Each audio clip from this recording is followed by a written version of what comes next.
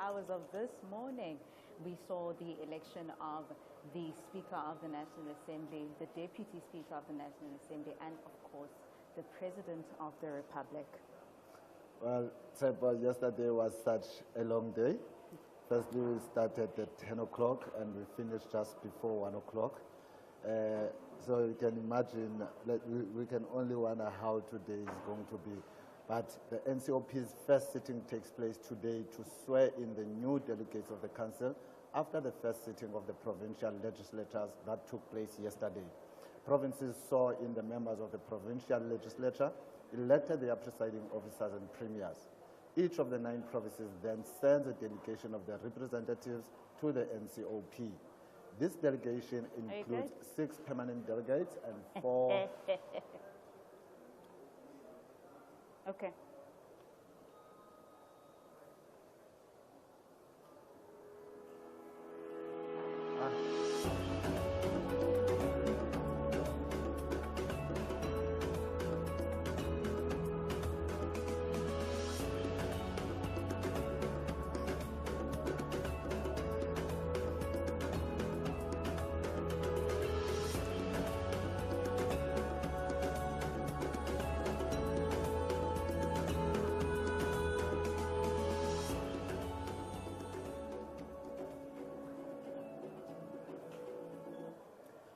Good morning and welcome to Parliament TV. You are watching the live broadcast. Okay.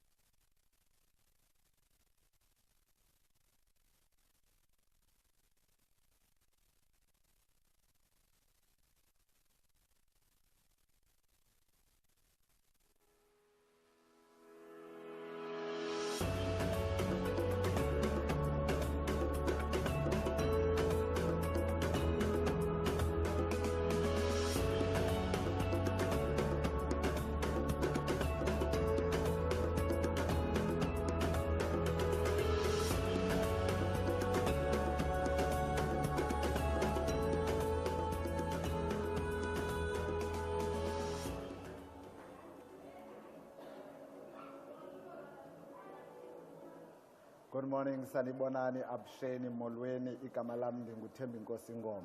And we are watching the live broadcast of Parliament TV. We're coming to you live from the Cape Town International Convention Center. And indeed, we will be bringing you the first sitting of the National Council of Provinces, which is scheduled for 10 o'clock.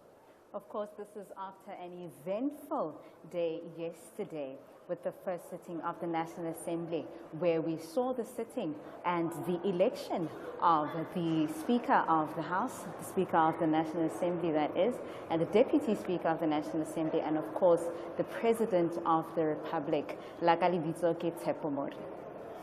Well, the NCOP's first sitting takes place today to swear in the new delegates of the Council after the sittings of the provincial legislatures that took place yesterday.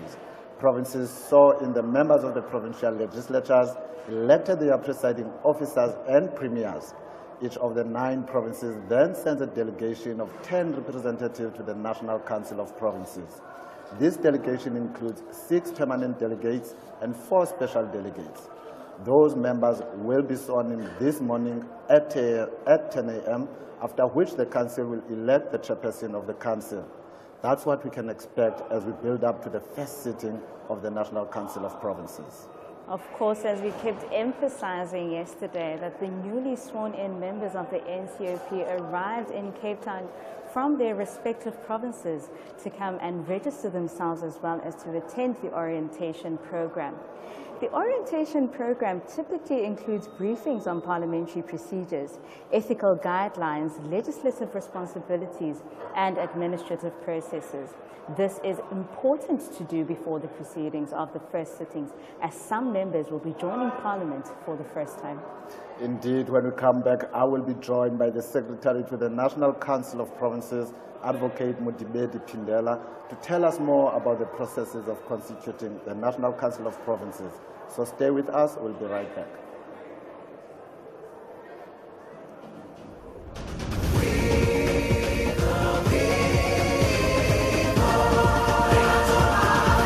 Building our great South African nation together. The Parliament of the Republic of South Africa consists of 2 houses, the National Assembly as well as the National Council of Provinces.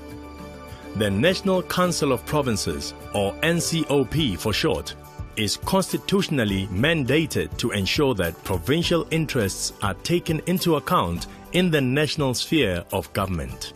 The NCOP is uniquely placed to reflect the diversity of our society and to synthesize the experience of those spheres of government charged with the great bulk of the task of implementing the country's national program of fundamental change, close quote. This is done through participation in the national legislative process and by providing a national forum for consideration of issues affecting provinces. The NCOP also ensures that local government concerns are represented at the highest level.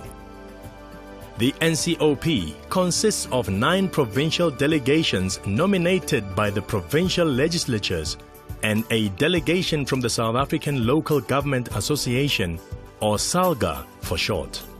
Each provincial delegation has 10 members made up of 4 special delegates drawn from the provincial legislature, including the Premier of the province or a person designated by the Premier as head of the delegation. These delegates may change from time to time. In addition to that, there are also 6 permanent delegates. This means every province is equally represented in the NCOP.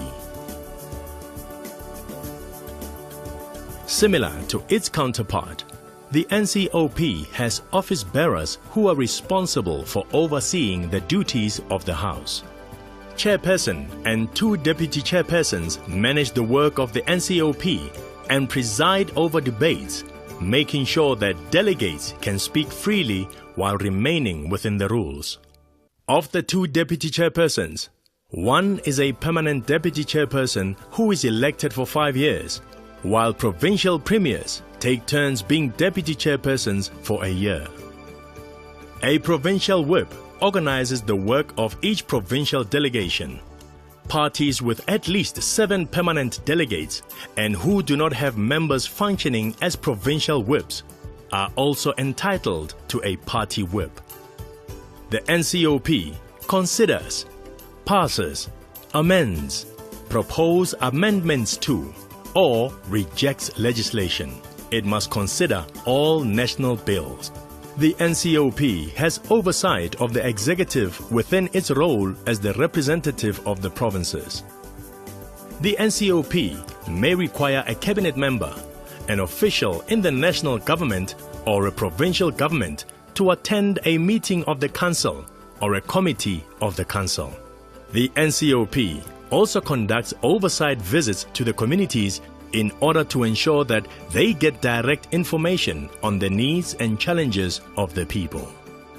All these efforts to make your future work better.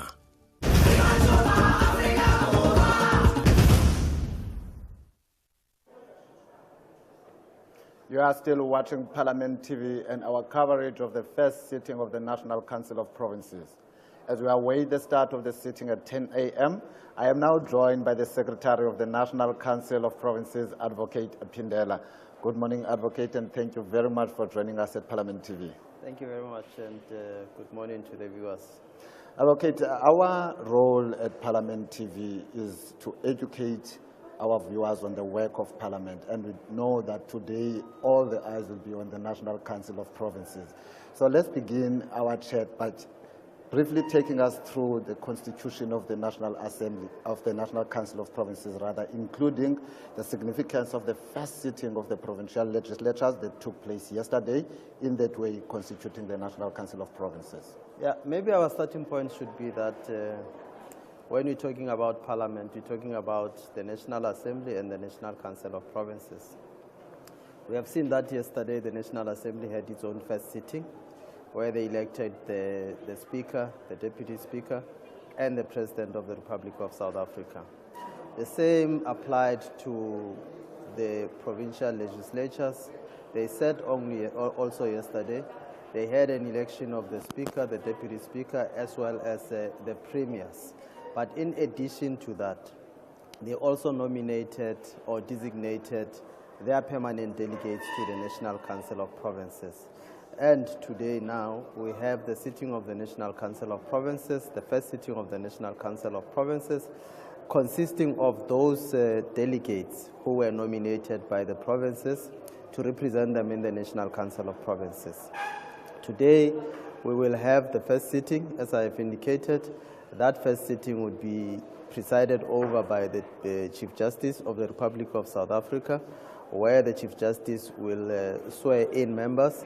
The swearing in consists of members taking an oath or making an affirmation to be faithful to the Republic, to be faithful to the Constitution and all the laws of the Republic. Once that has been done, an oath enables members to start performing their constitutional functions. Once they have done that, we know that their constitutional functions entail lawmaking, facilitation of public involvement, overseeing executive action, and international participation. Once they have done that, we will then proceed to elect the chairperson of the National Council of Provinces. The chairperson is the equivalent of the Speaker in the National Assembly. Once the chairperson has been elected, the Chief Justice will then vacate the chair, will leave the chair, and allow the chairperson of the National Council of Provinces to take the chair and proceed with the proceedings of the House. We also have an additional item on the agenda today, or on the order paper today, and that item is the election of the Chief Whip of the House. The Chief Whip of the House is elected by the House, as I've indicated. It's not the Chief Whip of a party, unlike in the National Assembly where you have the Chief Whip of the majority party and Chief Whips of other parties. This Chief Whip of the House is the Chief Whip of all members in the National Council of Provinces. When it comes to the composition of the National Council of Provinces, the composition of the National Council of Provinces is such that each province has got 10 delegates in the National Council of Provinces. These 10 delegates, as I've indicated, were nominated yesterday by their provincial legislatures. 54 of the 90, we refer to them as permanent delegates. The permanent delegates are the permanent members of the National Council of Provinces, and those are the ones who would be taking an oath or making an affirmation today in front of the Chief Justice. The other remaining 34 are members of the provincial legislature, so it would not be necessary for them to be sworn in today or for them to affirm faithfulness to the Constitution, precisely because they have already been sworn in or they have affirmed faithfulness to the Constitution in the provincial legislatures, because they are members of the provincial legislatures. I must emphasize that the permanent delegates are not members of the provincial legislatures, although nominated by the provincial legislatures, but they are not members of the provincial legislatures. I'm very happy that you've explained that, because we needed to know more of how these 90 members work. So I'm happy that you explained that today we'll only be swearing in 54 members, because they are not members of the provincial legislatures, and the 36 members who are special delegates have already been sworn in the proceedings in the provinces. So you've outlined the proceedings, but what are the rules that are guiding today's sitting?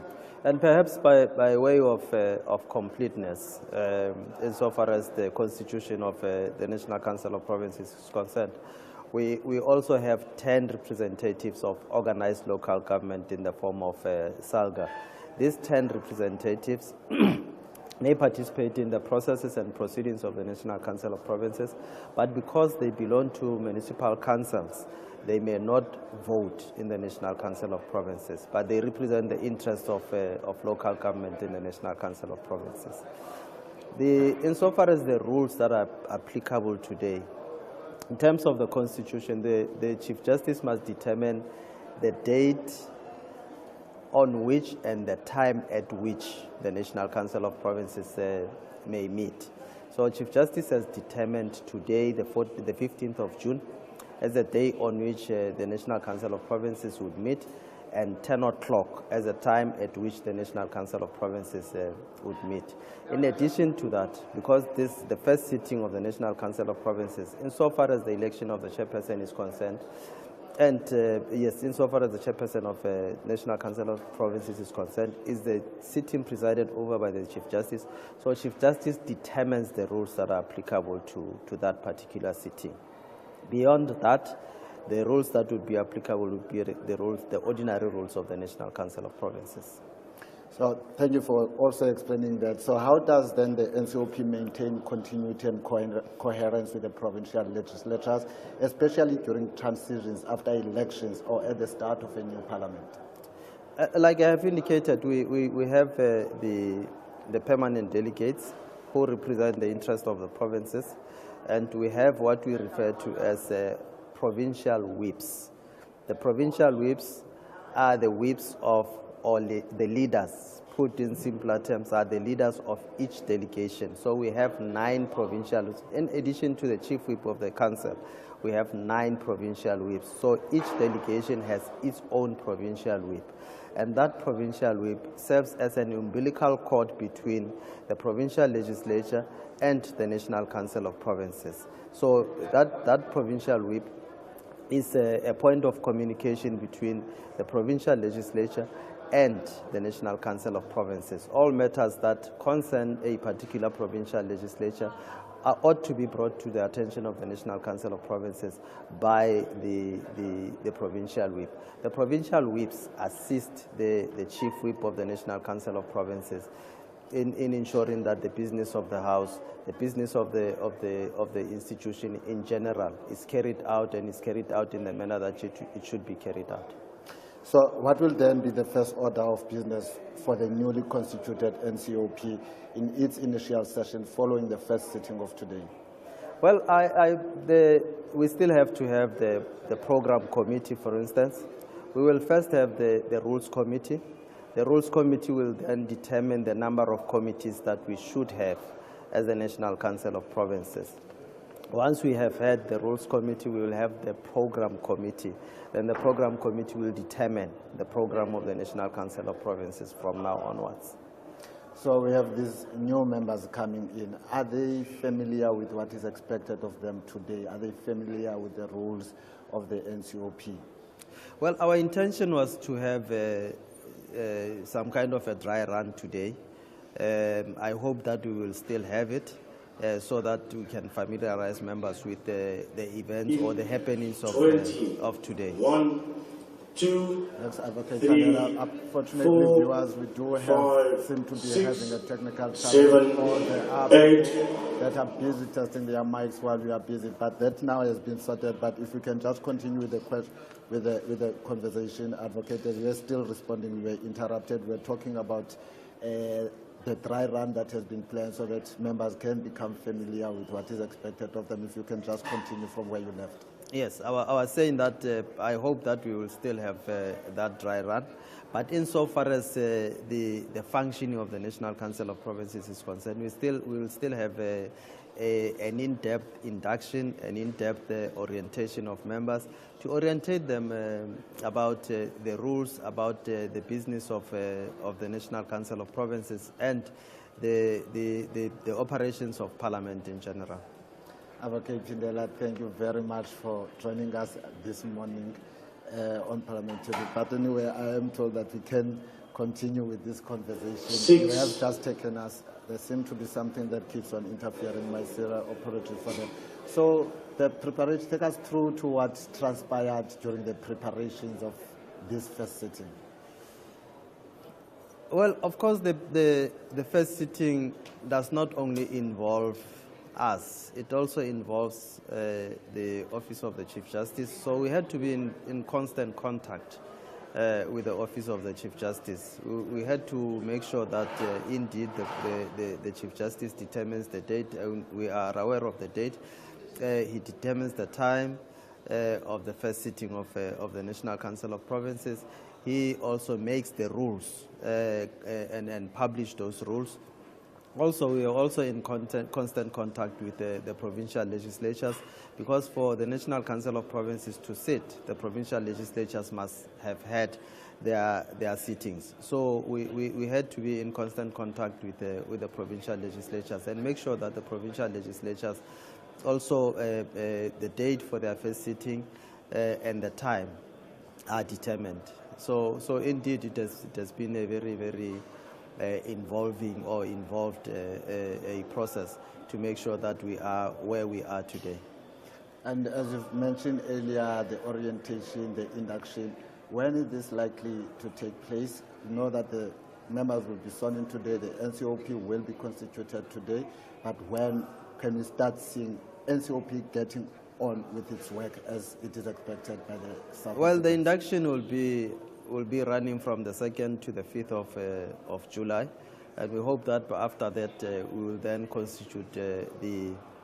establish the structures of the House. That would be the committees, the select committees. Those are the committees that are responsible for oversight, as well as other committees that we refer to as the House committees, like your program committee, and so on and so on. Advocate, first, I must apologize for the interference that is here, and I want to thank you very much for taking this interview with Parliament TV, understanding your busy schedule. Thank you so much. Thank you very much. Stay tuned to Parliament TV as we build up to the first sitting of the National Council of Provinces. What is the legislature? Can I leave now? Welcome Okay, to thanks. Civics Academy. Okay. Thank you so much. All right. In these videos, we explore different aspects of democratic government and the concept of citizenship. Thank you. Thank you. Okay. Thank you so much, everybody. Gosh, thank you very much. All the best with the rest of the day. Yeah, it's thank a pity you. you can't sit in the house dressed like that. Better than the robe. Yeah. Let me take this. Functions and powers between the three branches of government: the legislature, the executive, and the judiciary. Each branch checks the power of the other two so that there is a balance of power between them. The legislature is responsible for passing laws and for holding the executive branch of government accountable. The legislative authority in the national sphere of government is vested in Parliament, which is the supreme legislative power in the country. At provincial level, the legislature is represented by the provincial legislatures, and in the local sphere by the municipal councils. In this video, we will focus on the national level and outline what Parliament is and what it does, in line with Chapter 4 of our Constitution. The South African Parliament is situated in Cape Town. It is a place where our elected representatives meet and carry out their work. Our Parliament is bicameral.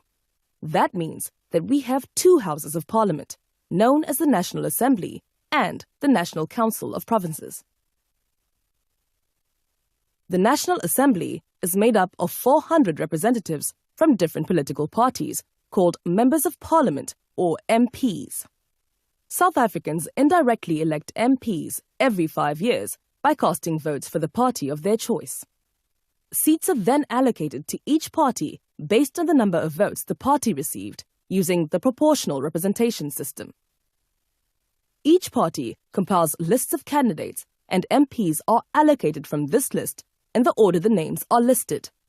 Half of the 400 MPs are selected from national party lists, and the other half from provincial lists. A party needs to obtain about 45,000 votes for every MP representing it in the National Assembly. This system allows for smaller parties and therefore minority interests to be represented in our legislature. Soon after the national election, the Chief Justice, who is the head of the judiciary, swears in the members of the National Assembly. We explain the role and functions of MPs and political parties, as well as different aspects of elections in the Civics Academy election series. The second House of Parliament is the National Council of Provinces. It came into existence in 1997 and is the body that represents provincial interests at the national level of the legislature. The National Council of Provinces has 90 members. Each of the 9 provinces nominates 10 delegates to this council. The delegation usually consists of the Premier, 3 other temporary delegates who can change from time to time, and 6 permanent delegates nominated for the full term of Parliament. The party representation in the delegations must proportionally reflect the party representation in the provincial legislatures. Now that we know what Parliament is, let's talk about what Parliament does. Each house has its own distinct role and functions, as set out in the Constitution. However, there are also many instances where the two houses act together to conduct joint business. To simplify, we are referring to both houses of Parliament here. They have 4 main functions or areas of jurisdiction. These are: 1.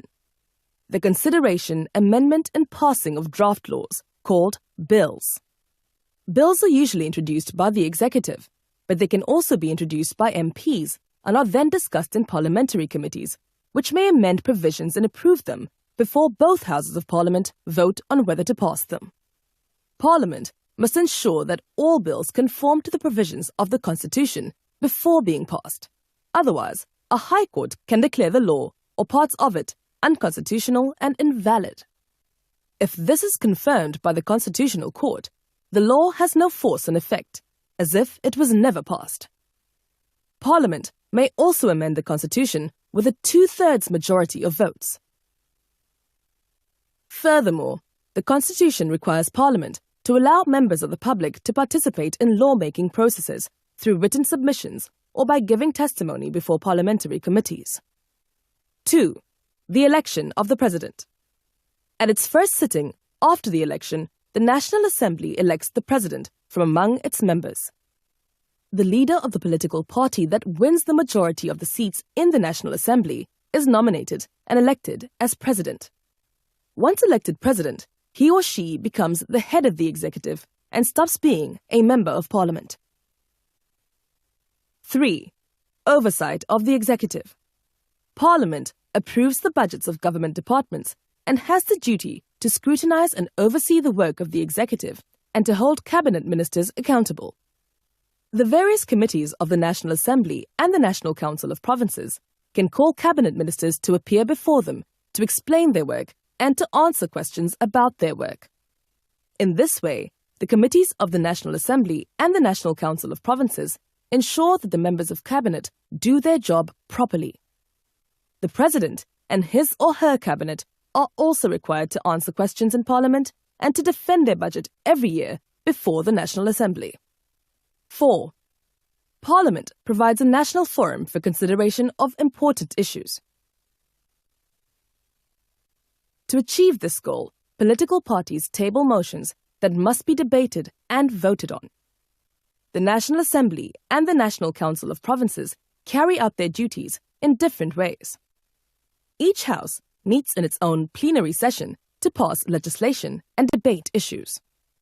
In extraordinary circumstances, the National Assembly and the National Council of Provinces can meet in joint sittings to debate important issues of the day or to listen to important speeches. Beyond these regularly scheduled plenary sessions, the President may at any time summon Parliament for an extraordinary sitting. Parliamentary work is done in a number of different committees, consisting of smaller groups of members. Committees enable members of Parliament to develop expertise and in-depth knowledge of the specific committee's area of responsibility, for example, health, education, or foreign policy. Each house has its own committees. Committees are, in general, proportionally representative of the parties in Parliament and headed by a chairperson.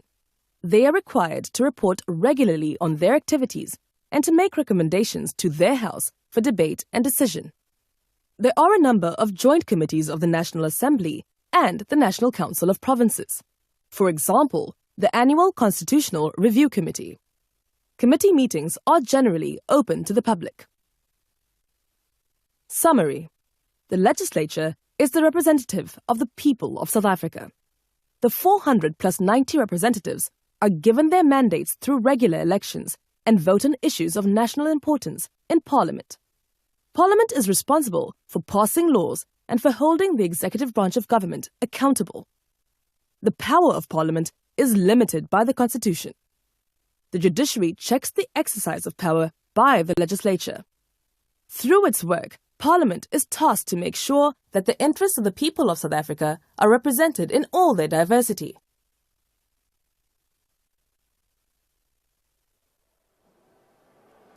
You are watching Parliament TV live, the live coverage of the first sitting of the National Council of Provinces.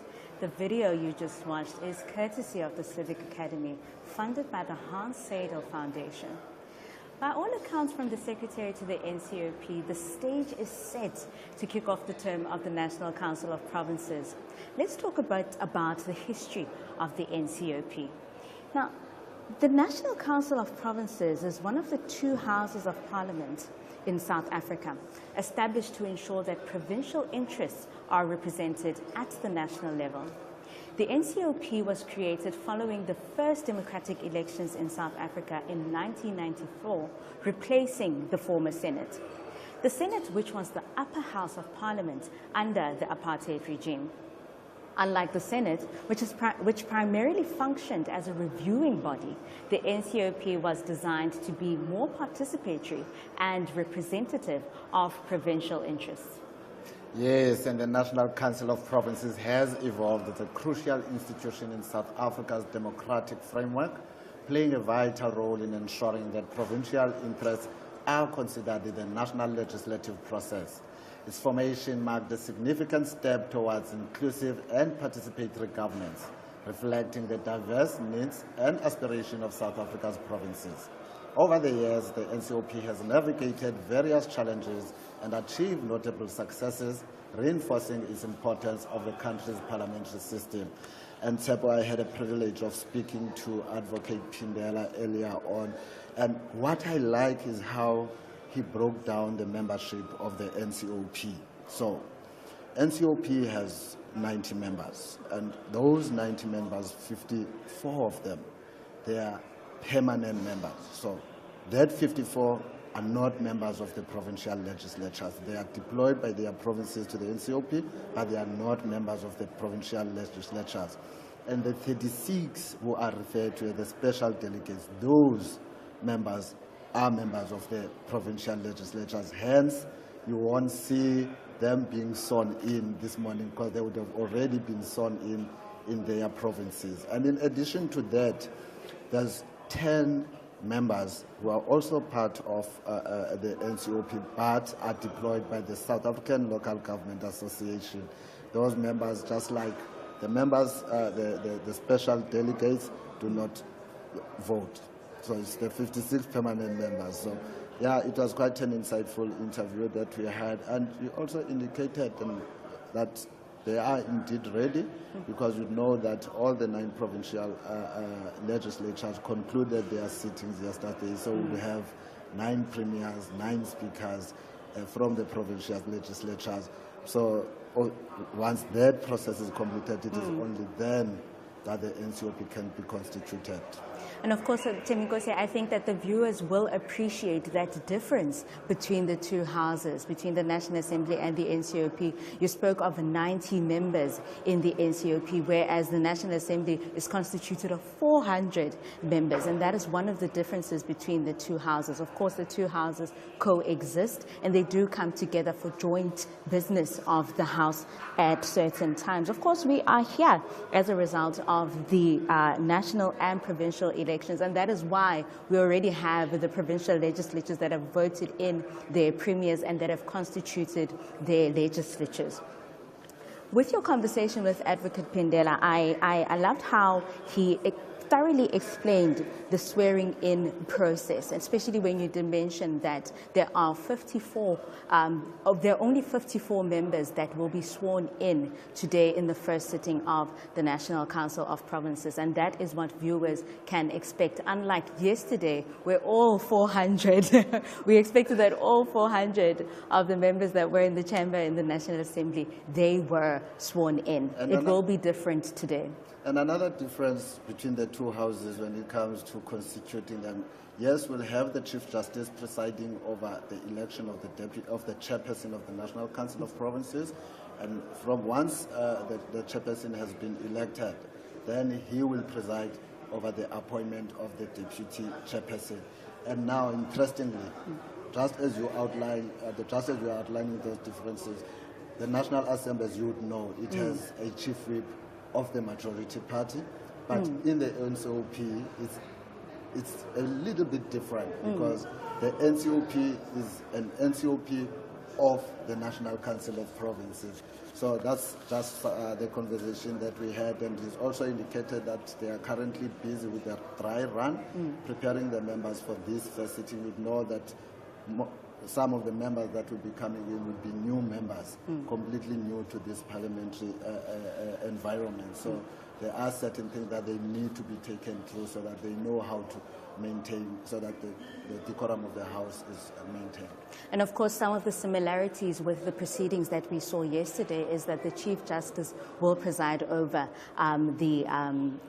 he presided over, of course, the Speaker of the National Assembly, and the difference, of course, here today is that he'll be presiding over the chairperson of the National Council of Provinces. I think it's also important to note to viewers that the other difference is that the NCOP has 2 deputy chairpersons. One will be a permanent deputy chairperson, and the other is the deputy chairperson who will be on a 1-year rotational basis. Well, Sebo, just as we can hear outside, the parliamentary choir probably also rehearsing for this first sitting, but let us just have a look at what is the role of the National Council of Provinces.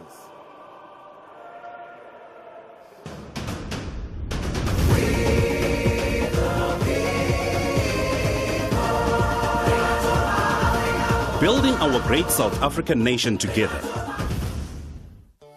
The Parliament of the Republic of South Africa consists of 2 houses, the National Assembly as well as the National Council of Provinces. The National Council of Provinces, or NCOP for short, is constitutionally mandated to ensure that provincial interests are taken into account in the national sphere of government.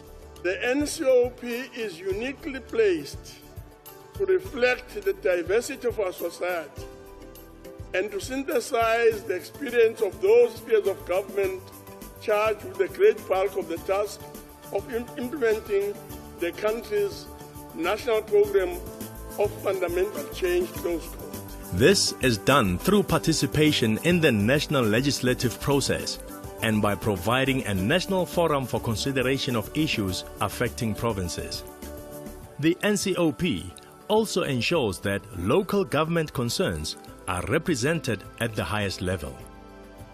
The NCOP consists of 9 provincial delegations nominated by the provincial legislatures and a delegation from the South African Local Government Association, or SALGA for short. Each provincial delegation has 10 members made up of 4 special delegates drawn from the provincial legislature, including the Premier of the province or a person designated by the Premier as head of the delegation. These delegates may change from time to time. In addition to that, there are also 6 permanent delegates. This means every province is equally represented in the NCOP. Similar to its counterpart, the NCOP has office bearers who are responsible for overseeing the duties of the House. Chairperson and 2 deputy chairpersons manage the work of the NCOP and preside over debates, making sure that delegates can speak freely while remaining within the rules. Of the 2 deputy chairpersons, one is a permanent deputy chairperson who is elected for 5 years, while provincial premiers take turns being deputy chairpersons for a year. A provincial whip organizes the work of each provincial delegation. Parties with at least 7 permanent delegates and who do not have members functioning as provincial whips are also entitled to a party whip. The NCOP considers, passes, amends, proposes amendments to, or rejects legislation. It must consider all national bills. The NCOP has oversight of the executive within its role as the representative of the provinces. The NCOP may require a cabinet member, an official in the national government or a provincial government to attend a meeting of the council or a committee of the council. The NCOP also conducts oversight visits to the communities in order to ensure that they get direct information on the needs and challenges of the people. All these efforts to make your future work better.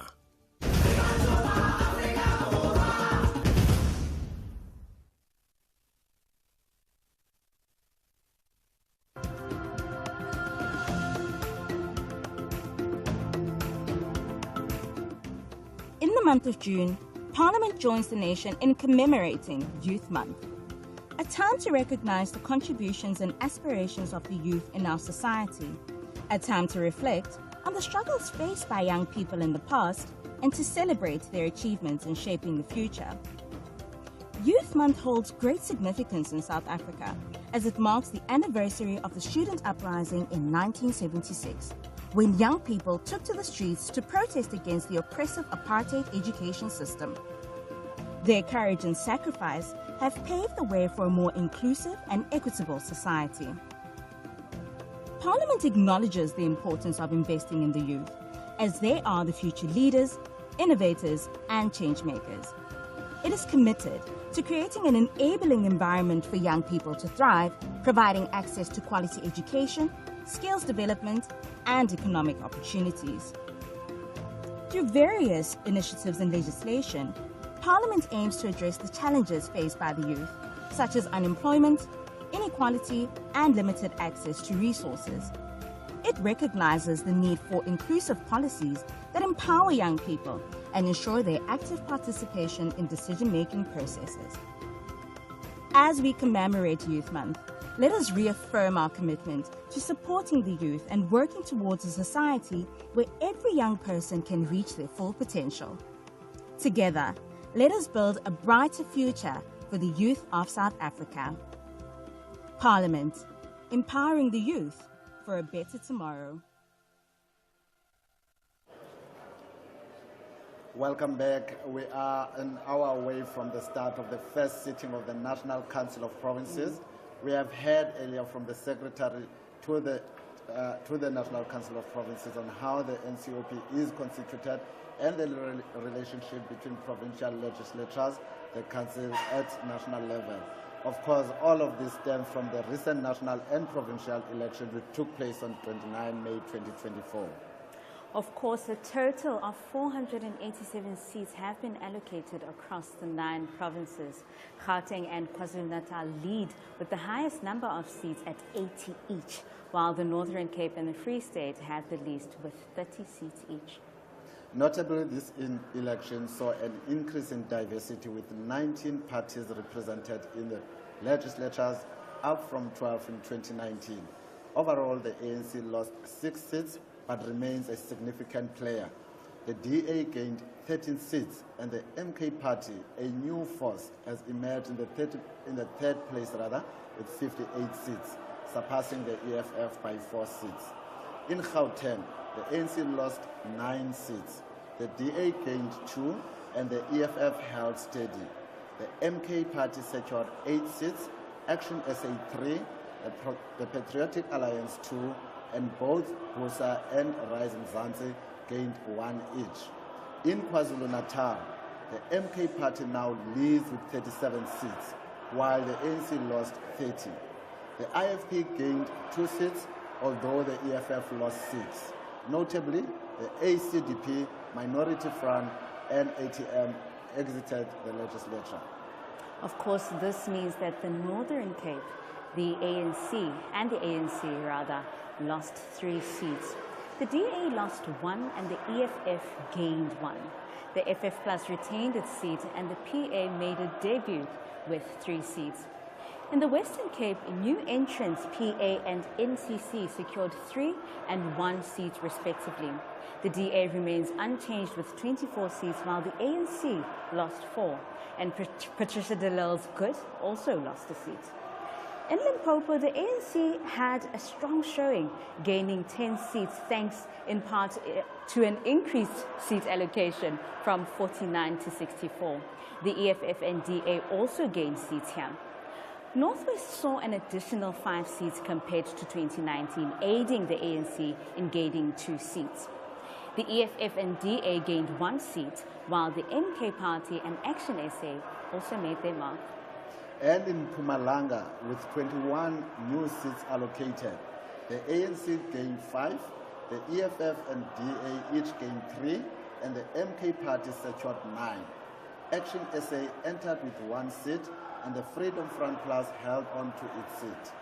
In the Eastern Cape, we saw the ANC leading but losing 1 seat. The DA gained 1, the EFF adding 3 more, and the UDM increasing by 1. The PA and MK Party also entered these legislatures. Finally, in the Free State, the seat count remained the same at 30. The ANC lost 3 seats, the DA gained 1, and the EFF and FF Plus maintained their numbers. ACT and the MK Party entered with 1 seat each. These election cycles clearly reshaped the political landscape across South Africa's provinces, bringing new voices and perspective into the legislative process. Our Parliament TV spoke to some members of the NCOP to hear their reflections on what it means to them to be a member of Parliament. Let's take a look. My name is Seiso Joel Mohai. I'm from the centrally located province in South Africa, the Free State, the political and historical heritage of South Africa. You know that the liberation movement was founded there, and even the Nationalist Party was founded in that province, and therefore it still represents something not just beautiful, but something that is great. Today it's still a soccer-loving province. I myself am an ardent fan of soccer. I enjoy games. We miss our great team, Bloemfontein Celtics. Hopefully it will be back in the PSL soon, and which makes Bafana Bafana to be something else in the soccer fraternity, not only domestically but also globally. So yeah, that's great. I'm a member of the ANC. I've served in Parliament quite some time. I've served at the various levels of legislative sector, in the provincial legislature, and serve in the National Council of Provinces. And now I'm looking forward to serve again in the National Assembly. So I believe that this will be a great 7th parliamentary administration. Many things has to be realized. Still confident, emerging from the elections. that all of us should serve with our absolute commitment the needs of our people.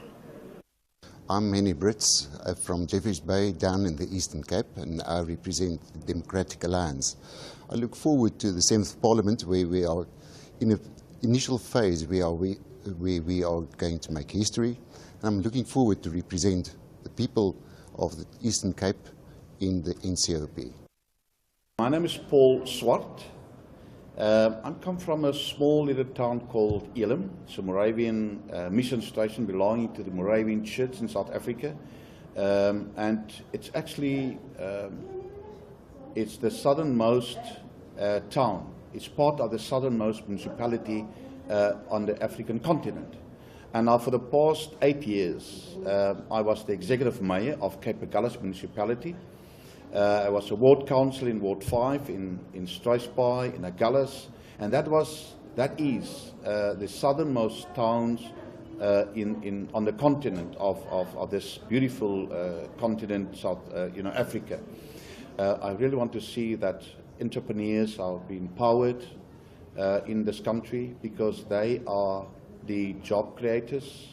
We need people who can create jobs. Yeah, that is my passion. Economic development, empowerment of entrepreneurs, and also the challenge in South Africa is the social economic challenges and the illness in our communities. Youth development, children at school level, substance abuse, and that is my passion that I really want to embrace, and that is the challenge that I really want to show my in on this level and platform where I'm going to represent my province and the country in Parliament. Hello everybody, my name is Ofense Mokai, all the way from Khalishewe in Kimberley in the Northern Cape. I'm here to represent the province in the 7th Parliament in the National Council of Provinces, NCOP. I'm a young leader, I'm an activist from the dusty streets of Khalishewe. My interest here is just to fight for the people of the Northern Cape, to be that voice for the people of the Northern Cape. As you know, the NCOP is one of the houses of Parliament where provincial interests are being expressed, where provincial interests are being brought to the national stage. Thank you very much. My name is Moleboheng Sharon Letlape. I am from Potsaneng village in Rustenburg, Ward 45 in the Northwest Province.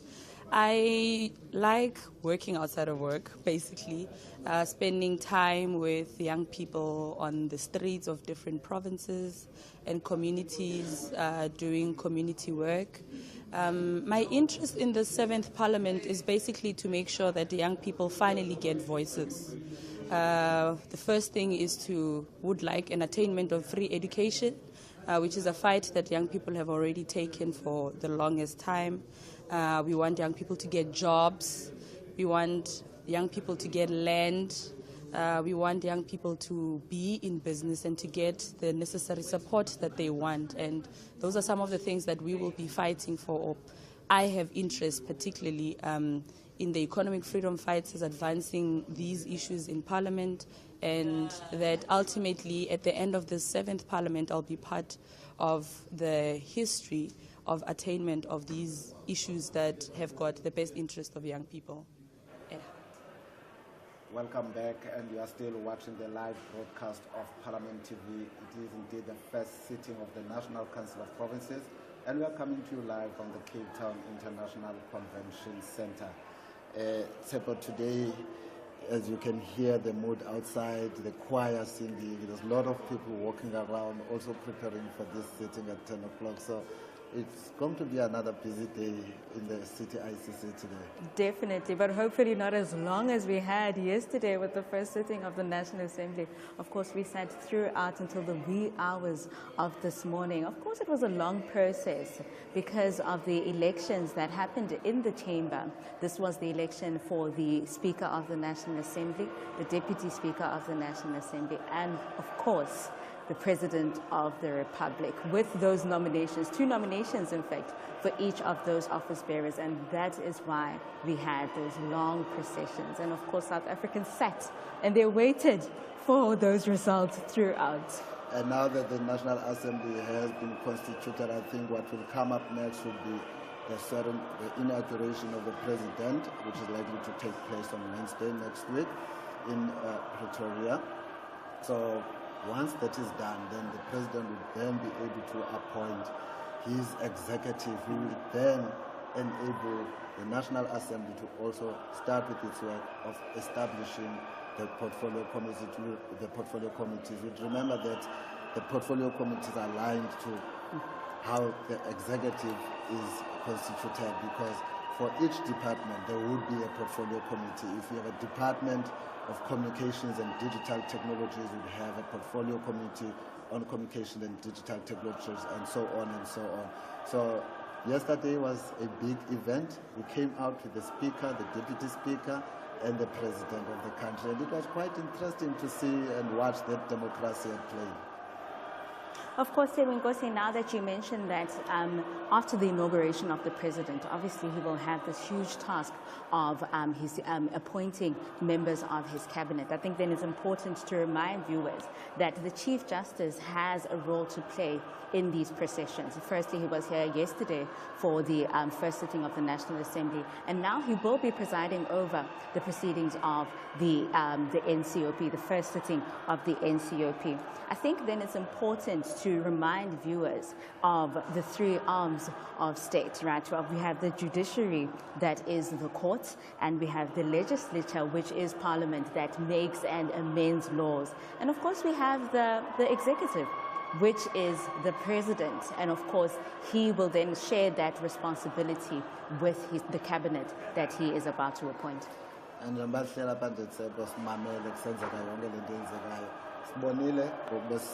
some of the new members of the NCOP, and it's important, just like we highlighted yesterday, the importance of having youth participation and youth involvement. Especially tomorrow, it's a youth day, it's a big day in South Africa. We know what happened in 1976. Yes. We don't need to be reminded of that. So tomorrow, it is for the youth to celebrate. I think that this achievement, they would also be celebrating it, because this is a great achievement for the South African democracy. And of course, with the inclusion of the youth within the National Assembly, within the NCOP, this means that we can all expect fresh ideas, innovative creations to ensure that we combat all the challenges that we have and we're facing as a country. Of course, we were talking about how dependent and how great it is that we have all these, the youth and all these fresh ideas that will come about from the youth, and also combined with the wisdom that the old MPs have. Of course, that is important in progressing the future and empowering everybody, especially the youth, since you mentioned that we are celebrating Youth Day tomorrow. And I think you've spoken to a number of people, so let's have a look to what some of the members of Parliament and the South African public had to say. My name is chairperson.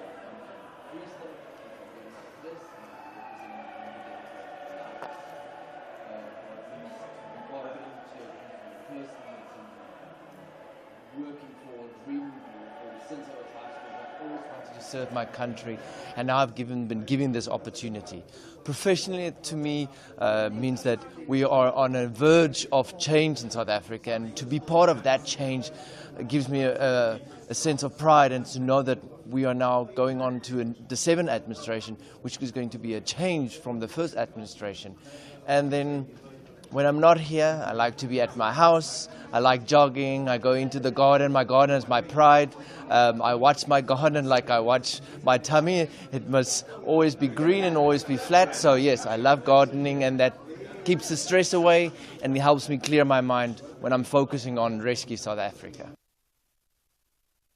Hi South Africa, my name is Dennis Ryder. I'm a Democratic Alliance member in the National Council of Provinces, representing the Gauteng province. It's my second term in the NCOP, so I'm returning to the NCOP to finish the work that I started off 5 years ago when I first got sworn in to the National Council of Provinces in 2019. I'm looking forward to spending my time in the NCOP representing the province, doing what I can to further the provincial issues, specifically on behalf of the Gauteng people, and making sure that I bring people's issues into Parliament space and make sure that we're driving the provincial agenda into Parliament, making sure that it becomes relevant to South Africans. I live in the south of Gauteng. I live on a plot, on a small holding in a town called Walkerville.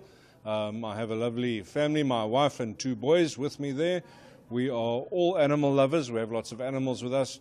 I enjoy riding horses. I used to play polo cross. Don't play anymore. But yeah, I still enjoy the horses and the farm lifestyle. Looking forward to serving all South Africans on behalf of my party, on behalf of my province, and on behalf of my neighbours. Being a member of the National Council of Provinces and a member of Parliament is massively important to me.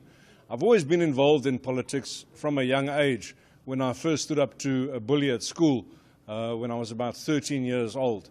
Ever since then, I've made sure that my voice is always heard. I've always felt that if you want to change something, you've got to get involved and fix it yourself. Get up there and make sure that you participate. That's why I'm here in Parliament. It means so much to me to have gone through the process of being a human being, a citizen, being part of civil society, moving into local government, where I served in the Midvaal local municipality, and then finally coming here to Parliament, where I can make my voice heard on behalf of the people around me and the people that I represent. Thank you for the opportunity. Sanbonani, South Africa. I'm from the ANC, Gauteng Provincial Legislature. I'm the first-time member la NCOP. I'm an Anganyutiski. I'm a soccer fan. I'm a London Pirates person. Abona la nangzele njeni na machita sekas la nhlele makhoneni. Ngizo representa nina la ningabone sigqoka amasud. We're here for you so that nani nazi ukuthi your voice is here. So there are people who are here for you. Noma singawagqoka amasud sababahle mara sikhohlwanga la sibuya khona. Just in short, yabona mina personally ukuthi what does it mean for me to be here? It's a very important thing for me because I understand they believe that people who come to the parliament don't represent them. They don't have a say. I'm here to tell you that I'm very passionate about you, Machita Sekasi. I'm very passionate about inhleli makhonini niyazama every day. Nivuka ekuseni nijampa ama-account. Angifuni ukutshela ukuthi sesikhona ke. So represent abafethu will make sure that your voices are heard. And one thing that makes me happy about the NCOP is that you move from province to province, unlike in the legislature where you just move from one region to the other. So wherever you are, so fika kaslako, so fika kuwe, so funa ukwazi ukuthi wena ufila kanjani. And what is it that you want to see in the NCOP?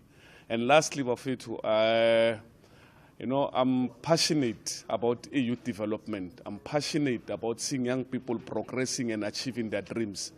At some stage, Name, I was under the category youth, and I fought when I was still a young person because I didn't want to be told who must lead me. I was at the trenches of making sure that the right person is the one that is leading.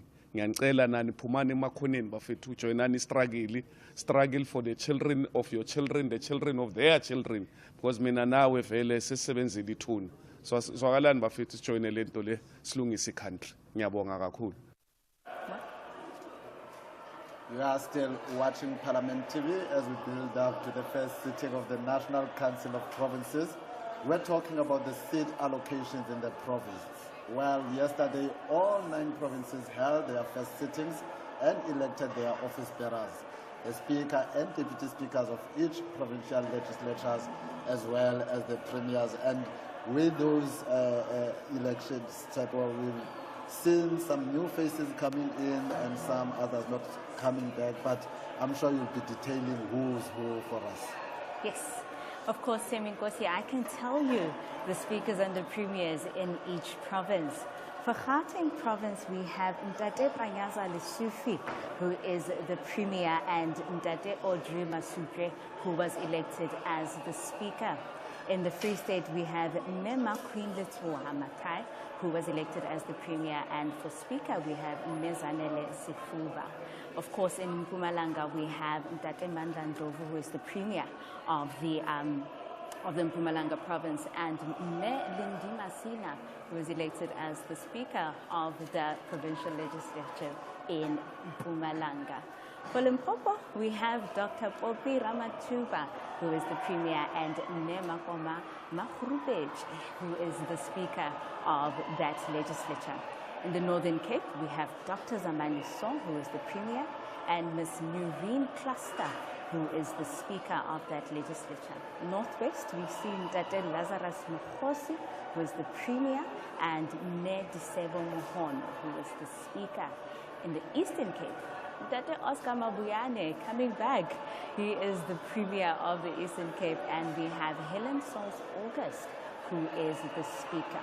Western Cape, we see Mr. Alan Windy as the Premier and Mr. Dalian Mitchell as the Speaker. And finally, with KwaZulu-Natal, which we had a delay yesterday, it was quite a light moment even in the National Assembly. We have Dade Tuli, who is the Premier, and Menon Tobeko Boyce, who has been re-elected as the Speaker of KwaZulu-Natal Legislature. I remember that light moment when a member asked the newly elected Speaker of the National Assembly, won't you please just announce the results of KwaZulu-Natal? And I guess the reason because this member you're speaking of was the president of the IFP, Mr. Velengosi Shabisa, and I think at the time news had just came in, probably news had just came in to say that Mr. Mandla Ndlovu has been elected, I beg a pardon, if I can just look at KZN, and say Mr. Tamin Tuli of the IFP has been elected to the Premier. So as we see in KZN, we have a new Premier from a new political party. Previously we had Nomsa Ngube Dube, who's now no longer the Premier of KwaZulu-Natal. We have a new Premier, Mr. Taminduli, from a new party. And also, if we're looking at a Gauteng province, it's a return. Panyaza Lesofi was previously the previous administration. He was a minister, he was a Premier in Gauteng. So we're hoping that there will be continuity because he'll be abreast to the challenges that are confronting his province. That also applies to the Free State. We see Mayor McQueen Litsoha Matai taking over from Mr. Mkolisi Dukwana, a woman replacing a man, which is good. Yes. And then we also look at Mpumalanga. We know there we had Mayor Refilwe Mutsweni, Sipane, and now we have the new Premier, Mr. Mandla Ndlovu. Of course, Temikosi, it's important that we remind viewers that each province has a legislature. And of course, the provincial legislatures are responsible for passing the laws for its province as defined in the Constitution. Furthermore, these laws are only effective for the particular province. Parliament may intervene and change these laws if they undermine national security, economic unity, national standards, or the interests of another province. And to continue, it's about in Limpopo, Mr. Stanley Mathabate is no longer the Premier. We have a new Premier, Dr. Popi Ramatuba. I'm sure many of our viewers would have seen her on the social media platform. She loves showing off her work. Yes. And from my side, she had been doing very well as a MEC for Health because she's formerly MEC of Health. And then in Northern Cape, we have a returning Premier, Dr. Zamani Sao, who will be serving his second term. In the Northwest Province, we have Mr. Lazarus Mukhosi, as you had indicated. And Eastern Cape, we have another returning Premier serving his second term, that is Oscar Mabuyane, as well as in the Western Cape, because we know Mr. Winder served previously as the Premier, and now he's serving his second term. But I'm sure we'll be seeing some of these premiers and speakers in attendance at the first sitting of the National Council of Provinces, which will commence at 10 a.m. Viewers, don't go anywhere. Stay tuned. We'll bring you some more of the views from the members of Parliament and the general South African public.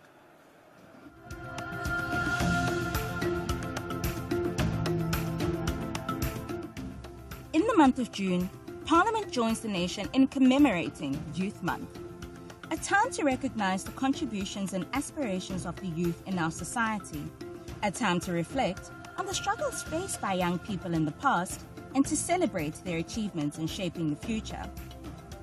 Youth Month holds great significance in South Africa as it marks the anniversary of the student uprising in 1976, when young people took to the streets to protest against the oppressive apartheid education system. Their courage and sacrifice have paved the way for a more inclusive and equitable society. Parliament acknowledges the importance of investing in the youth, as they are the future leaders, innovators, and change makers. It is committed to creating an enabling environment for young people to thrive, providing access to quality education, skills development, and economic opportunities. Through various initiatives and legislation, Parliament aims to address the challenges faced by the youth, such as unemployment, inequality, and limited access to resources. It recognizes the need for inclusive policies that empower young people and ensure their active participation in decision-making processes. As we commemorate Youth Month, let us reaffirm our commitment to supporting the youth and working towards a society where every young person can reach their full potential. Together, let us build a brighter future for the youth of South Africa. Parliament, empowering the youth for a better tomorrow. What is the legislature? Welcome to the Civics Academy Governance Series. In these videos, we explore different aspects of democratic governance and the concept of the separation of powers as one of the key features of democracy. In this video, we look at the legislative branch of government, its responsibility and tasks. Democracies are characterized by the separation of functions and powers between the three branches of government: the legislature, the executive, and the judiciary. Each branch checks the power of the other two so that there is a balance of power between them. The legislature is responsible for passing laws and for holding the executive branch of government accountable. The legislative authority in the national sphere of government is vested in Parliament, which is the supreme legislative power in the country. At provincial level, the legislature is represented by the provincial legislatures, and in the local sphere by the municipal councils. In this video, we will focus on the national level and outline what Parliament is and what it does, in line with Chapter 4 of our Constitution. The South African Parliament is situated in Cape Town. It is a place where our elected representatives meet and carry out their work. Our Parliament is bicameral. That means that we have two houses of Parliament, known as the National Assembly and the National Council of Provinces. The National Assembly is made up of 400 representatives from different political parties, called Members of Parliament, or MPs. South Africans indirectly elect MPs every 5 years by casting votes for the party of their choice. Seats are then allocated to each party based on the number of votes the party received using the proportional representation system. Each party compiles lists of candidates, and MPs are allocated from this list in the order the names are listed. Half of the 400 MPs are selected from national party lists, and the other half from provincial lists. A party needs to obtain about 45,000 votes for every MP representing it in the National Assembly. This system allows for smaller parties and therefore minority interests to be represented in our legislature. Soon after the national election, the Chief Justice, who is the head of the judiciary, swears in the members of the National Assembly. We explain the role and functions of MPs and political parties, as well as different aspects of elections in the Civics Academy election series. The second House of Parliament is the National Council of Provinces. It came into existence in 1997 and is the body that represents provincial interests at the national level of the legislature. The National Council of Provinces has 90 members. Each of the 9 provinces nominates 10 delegates to this council. The delegation usually consists of the Premier, 3 other temporary delegates who can change from time to time, and 6 permanent delegates nominated for the full term of Parliament. The party representation in the delegations must proportionally reflect the party representation in the provincial legislatures. Now that we know what Parliament is, let's talk about what Parliament does. Each house has its own distinct role and functions, as set out in the Constitution. However, there are also many instances when the two houses act together to conduct joint business. To simplify, we are referring to both houses of Parliament here. They have 4 main functions or areas of jurisdiction. These are: 1. The consideration, amendment and passing of draft laws, called bills. Bills are usually introduced by the executive, but they can also be introduced by MPs and are then discussed in parliamentary committees, which may amend provisions and approve them before both houses of Parliament vote on whether to pass them. Parliament must ensure that all bills conform to the provisions of the Constitution before being passed. Otherwise, a High Court can declare the law or parts of it unconstitutional and invalid. If this is confirmed by the Constitutional Court, the law has no force and effect, as if it was never passed. Parliament may also amend the Constitution with a 2/3 majority of votes. Furthermore, the Constitution requires Parliament to allow members of the public to participate in lawmaking processes through written submissions or by giving testimony before parliamentary committees. 2. The election of the President. At its first sitting after the election, the National Assembly elects the President from among its members. The leader of the political party that wins the majority of the seats in the National Assembly is nominated and elected as President. Once elected President, he or she becomes the head of the executive and stops being a member of Parliament. 3. Oversight of the executive. Parliament approves the budgets of government departments and has the duty to scrutinize and oversee the work of the executive and to hold cabinet ministers accountable. The various committees of the National Assembly and the National Council of Provinces can call cabinet ministers to appear before them to explain their work and to answer questions about their work. In this way, the committees of the National Assembly and the National Council of Provinces ensure that the members of cabinet do their job properly. The President and his or her cabinet are also required to answer questions in Parliament and to defend their budget every year before the National Assembly. 4. Parliament provides a national forum for consideration of important issues. To achieve this goal, political parties table motions that must be debated and voted on. The National Assembly and the National Council of Provinces carry out their duties in different ways.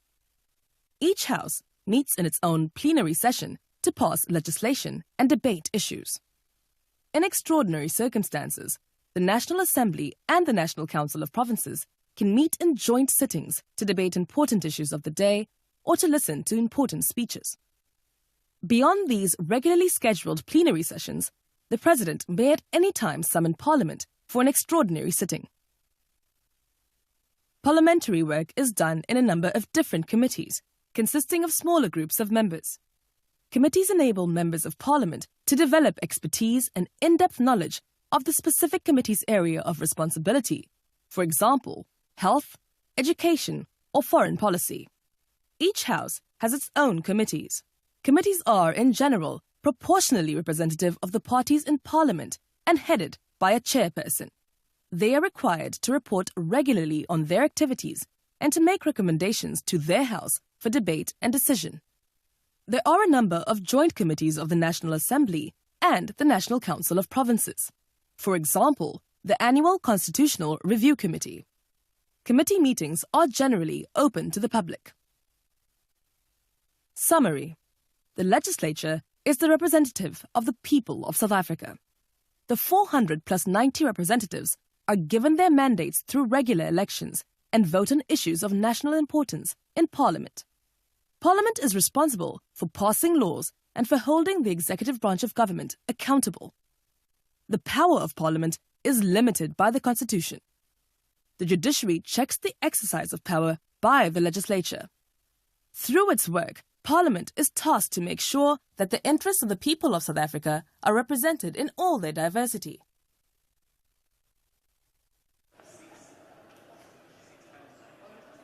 welcome back to Parliament TV live at City ICC, where preparations are underway for the first sitting of the NCOP. And of course, it's very important to highlight that this is Youth Month, and of course, June marks the commemoration of Youth Month, reflecting on the sacrifices and achievements of the youth of 1976.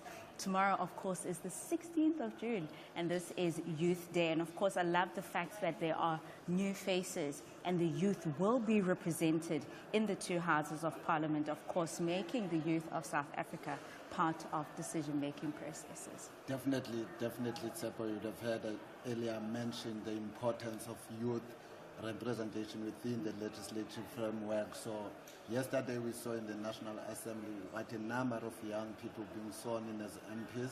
The one most important thing, we hope that as young people they will play their role in the National Assembly, we'll hear their voices, we'll be able to hear, we'll see some changes coming in through the introduction of these youngsters. Of course, we are still anticipating the processions of the day for today, and the sitting is expected to start at 10 a.m.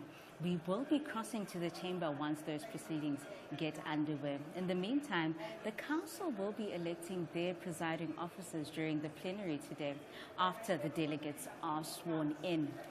And just to remind the viewers that of the process that will be followed today, not different from yesterday's process, where the Chief Justice will preside over the first sitting and through the election of the chairperson.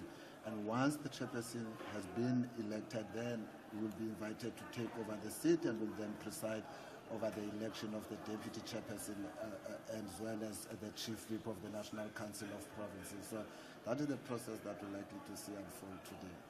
Of course, then now we turn to the role of the presiding officers in the council. Now, in terms of the Constitution, the NCOP must elect a chairperson and 2 deputy chairpersons from among the delegates. The chairperson and one of the deputy chairpersons are elected among the permanent delegates for 5 years, unless their terms of as delegates expire earlier. The other deputy chairperson is elected for a term of 1 year on a rotational basis and must be succeeded by a delegate from another province, so that every province is represented in turn. And the Chief Justice again plays a pivotal role in the first sitting and must preside over the election of the chairperson or designate another judge to do so. The chairperson will then preside over the election of the deputy chairpersons. As you have mentioned, that the NCOP has 2 deputy chairpersons, one elected on a 1-year rotational basis and the other one elected for a period of 5 years. So what are the functions of the chairperson of the council, of the chairperson? The chairperson of the council must exercise the powers and perform the functions of the office of the chairperson after consulting the deputy chairpersons, other presiding officers, the delegation heads, the whips, and any relevant committee wherever the rules of the National Council or the proper function of the National Council of Provinces requires such consultation. The chairperson of the NCOP then may authorize a deputy chairperson or a committee or a member to exercise a power or perform a function vested in terms of the rules of the National Council of Provinces in the chairperson. And the chairperson's mandate is twofold. It is constitutional and institutional. It is at the NCOP and parliamentary levels. In both situations, it involves interacting with the following sectors of the global community: the national, regional, continental, and international. Of course, Temikosi, I think that viewers can appreciate the role of the provincial legislature, because this means that they are much closer to issues of service delivery, unemployment, and obviously can regulate the laws that are applicable to those specific provinces. And of course, these issues can then be raised on a national level, because now they are in the National Council of Provinces. And of course, carrying on from what you've been talking about the functions of these office bearers, the functions of the deputy chairperson, is chairpersons, of course, because there are 2 in this instance, is to assist the chairperson of the National Council of Provinces in providing strategic leadership to the NCOP, including chairing joint committees of Parliament.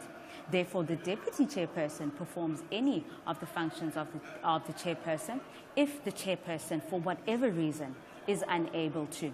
This includes representing Parliament in international multilateral forums and the NCOP in international bilateral forums. Of course, Temikosi, it's important to note that this is very similar to the office bearers of the National Assembly that we were talking about just yesterday. Yeah, as we have just outlined, their roles are quite similar, the role of the Deputy Speaker and the role of the Deputy Chairperson. And even in their work, they work a lot. They work together quite a lot because, as we have just said, they have these similar roles as the Deputy Speaker and one as the Deputy Chairperson. Now, viewers have to note that from time to time, the Deputy Chairperson in her official capacity is expected to undertake certain projects on behalf of the President or the institution. Just like the National Assembly, the presiding officers provide political leadership and strategic direction to the House. They must practice impartiality at all times in pursuance of these duties. The impartiality of the presiding officers is one of the prime values that integrity of the South African Parliament is measured in terms of. They have the responsibility of preserving parliamentary integrity, maintaining the decorum of the House, the chairperson serving as the executive authority for the House, ensuring the smooth running of the House business and its committees, ensuring the development and management of the House program, impartially presiding over House meetings and maintaining order, and chairing strategic parliamentary committees. And the chairperson, together with the Speaker of the National Assembly, jointly presides over joint sittings of Parliament. The chairperson and the Speaker jointly preside over, provide political leadership to, and ensure the development of the annual Joint Parliamentary Program Framework for the following structures: the Joint Programming Committee, the Joint Rules Committee, the Parliamentary Oversight Authority, the Executive Committee, the Presiding Officers Forum, Budget Committee, Forum for the Legislative Sector Forum of the Legislative Sector called the Speakers Forum. Now the members of the National Council of Provinces are arriving to attend the first sitting. When we come back, we'll be able to see visuals of the chamber as members assemble. But for now, let's look at what is an MP. What is an MP?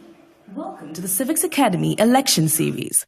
In these videos, we explore different aspects of elections and why they are a central feature of democracy.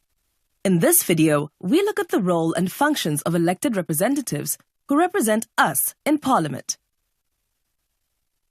In a democracy, voters elect members of Parliament, called MPs, to represent their interests.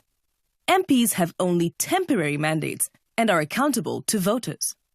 Voters do not have to re-elect them and the parties they might belong to if they do not deliver on their promises. Most MPs belong to a political party and represent their party in Parliament. MPs that do not belong to a political party and are elected as individuals in their own right are called independents. The roles and functions of MPs. MPs are primarily responsible for ensuring that the work of Parliament is done. They should ensure that Parliament provides a forum for debating important national issues, passing laws, and holding the executive branch of government accountable. In detail, MPs have many responsibilities. Legislation. MPs debate, pass, or reject laws that are drafted by the executive branch of government. Occasionally, MPs also draft their own laws called private members' bills. Their key role is to ensure that the laws passed by Parliament are in line with the country's constitution and will improve the lives of citizens. MPs play an important representative role by providing a link between government and the people. MPs are tasked with consulting citizens and representing their views in Parliament. However, the way that an MP represents people's views depends on the type of electoral system in a country. In South Africa, we have a proportional representation, or PR system, in which voters vote for a political party and not for an individual MP. That means, in reality, many MPs represent the interests of their political parties first and foremost. The party chooses which of their party representatives will sit as MPs in Parliament. MPs are then accountable to their parties. In this type of system, it is difficult for MPs to consult or represent a particular group or area of people or constituency. To try to solve this dilemma, many countries with PR systems like South Africa have introduced constituency work for their MPs. We explain the role and function of political parties in more detail in our video, What are Political Parties? Constituency work. South African MPs have been allocated a constituency area or town by their political parties. MPs are required to do constituency work during specific times of the year. During these constituency periods, MPs have a duty to be available to the public, help solve problems, and report back to their constituents on what is happening in Parliament. Oversight and accountability. MPs also scrutinize and oversee the work of the executive and hold cabinet ministers and the president accountable. This includes regular questions which these executive members must respond to in Parliament.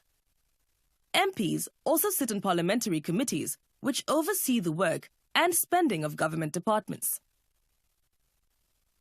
Debates. MPs participate in parliamentary debates, which are usually made public through the media. This helps to inform and instruct citizens about government policy and important current political issues. South Africa's MPs. South Africa has 3 types of elected representatives. Firstly, MPs at the national level sit in the National Parliament, which has 2 houses or chambers, the National Assembly, which represents the entire country, and the National Council of Provinces, which represents the interests of the provinces. There are 400 MPs in the National Assembly and 90 MPs in the National Council of Provinces. We explain what Parliament is in more detail in our video, What is the Legislature? Secondly, each province also has its own assembly called a provincial legislature, with varying numbers of members called MPLs, depending on the population of the province. Thirdly, South Africa also has representatives at the local level of government called councillors, forming municipal councils. We explain the types and functions of councillors in more detail in the Civics Academy Local Government series. All MPs are in powerful positions and can influence important laws and decisions that affect millions of people. There may be times when their personal or business interests conflict with their ability to look after the public interest. Therefore, all elected MPs, MPLs, and councillors must record their personal business and outside interests in a public register so that citizens can monitor any unethical or corrupt behavior. Summary. MPs are elected representatives, must act in the public interest, and are accountable to the citizens. You can find out who your party MP is in your area and contact them about issues that affect you. Remember that you must contact parliamentary MPs for national issues, MPLs for provincial issues, and your local councillor for concerns that relate to your immediate area.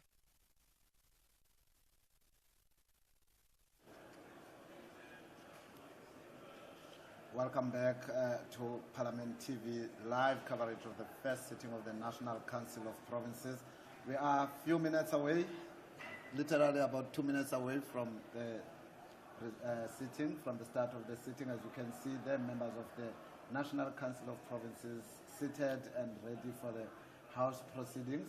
As you would have seen yesterday, there was quite a number of members, 400, just less than 400 from that house, but today you'll see that the number is fewer. We had of course indicated that the NCOP has 90 members. And of course, Teminkosi, viewers can expect the following proceedings in the first sitting of the NCOP. The Chief Justice will open the session and preside over the swearing-in of all permanent delegates appointed by their respective provinces. Of course, members will be called in groups of 10 and provided with a form containing the wording of the oath or affirmation in the official language of their choice. Each member will read the wording out loud during the swearing-in ceremony. And as you can see there on the screen, we'll be starting at any moment from now as we're about to hit 10 o'clock. But you can see on your screen there's the Premier of Gauteng, Mr. Panyaza Lusufi, and earlier on and there's Mr.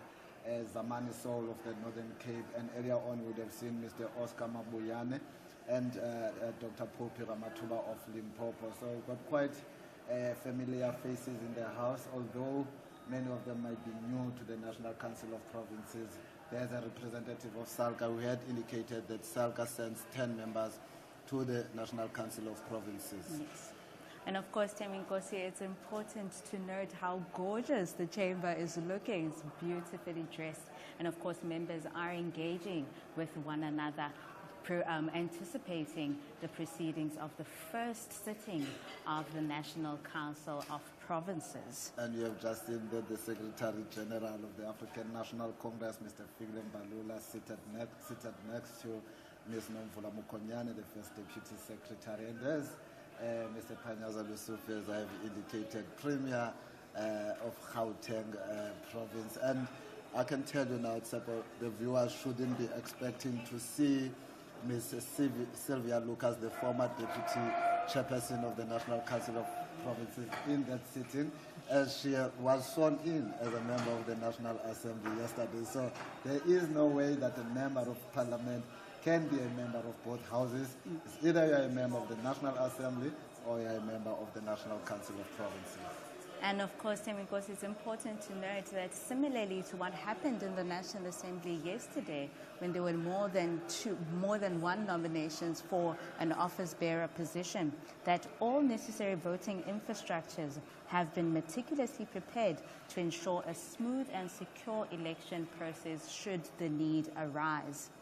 And the bell is ringing, which is an indication that the House will be starting at any time, but the House can only start when you see the Chief Justice occupying that seat and presiding over the proceedings of today. And there's Dr. Popi Ramatuba on your screen chatting to a colleague.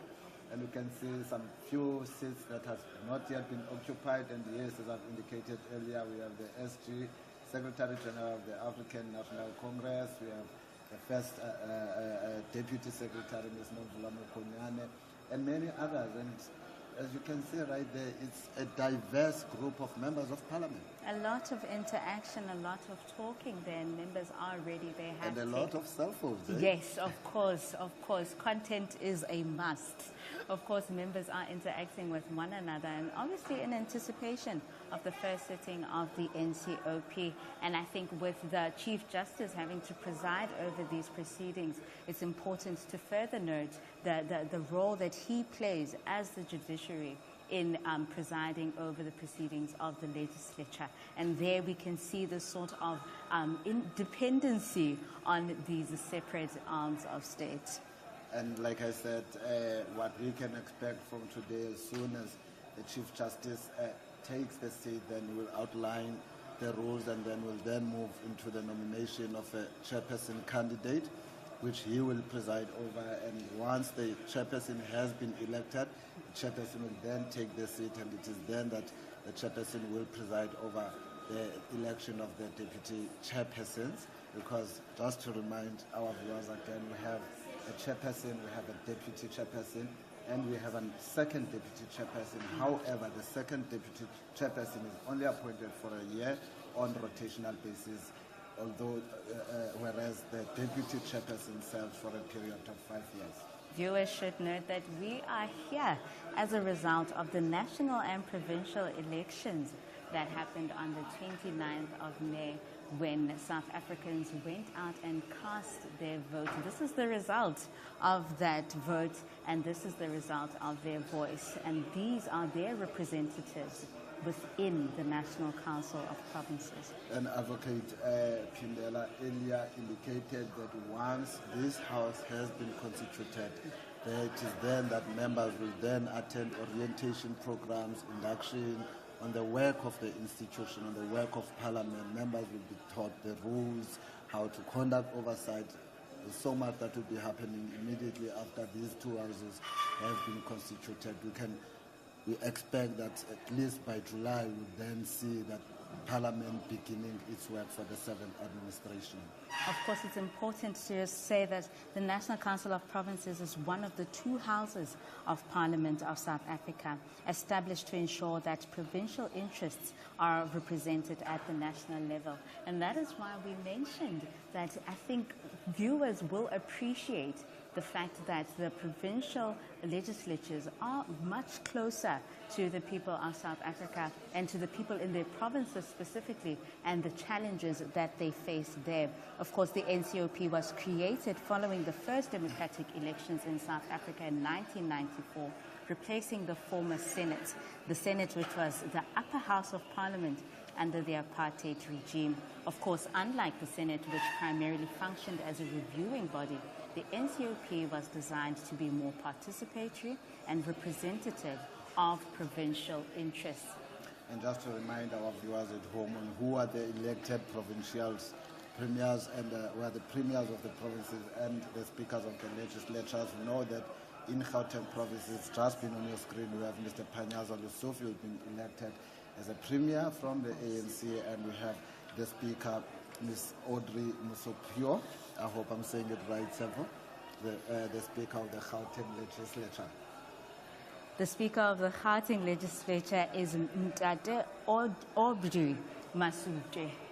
That is the speaker of the provincial legislature. Oh yes, and you can see on your screen there's the former deputy chairperson of the National Council of Provinces, and just as I said yesterday, she was sworn in as a member of the National Assembly. And moving on to Free State, we have Mema Queen Litsuha Mataye, who is now the new premier of the Free State, and we have Ms. Zanele Sifuba as the speaker of the province. And moving into Mpumalanga, we have Mr. Mandla Ndlovu, who is now the premier of Mpumalanga, and we have Lindy Masina as the speaker. And I don't know how many times I've mentioned the premier of Limpopo, Dr. Popi Ramatuba, with the speaker there being Makwana Makuru Peche. And in the Northern Cape, we have a returning premier, Dr. Zamani Soul, and Ms. Noreen Cluster as the speaker of the provincial legislature. And in Northwest, we have Mr. Lazarus Mukhosi as the premier, and we have Delbo Muhono as the speaker of the Northwest provincial legislature. And moving on to the Eastern Cape, we have Mr. Oscar Mabuyane, but we can continue with this later on. For now, we'll have to go to the House as the Chief Justice will be ushered in. Members are standing up, and there is the Chief Justice. Let's take you to the chamber. You can see the procession, the Chief Justice, followed by the Secretary to Parliament, Mr. Kolile George. Then behind him is Advocate Pindela, the Secretary to the National Council of Provinces, who is followed by some of the procedural officers of that house.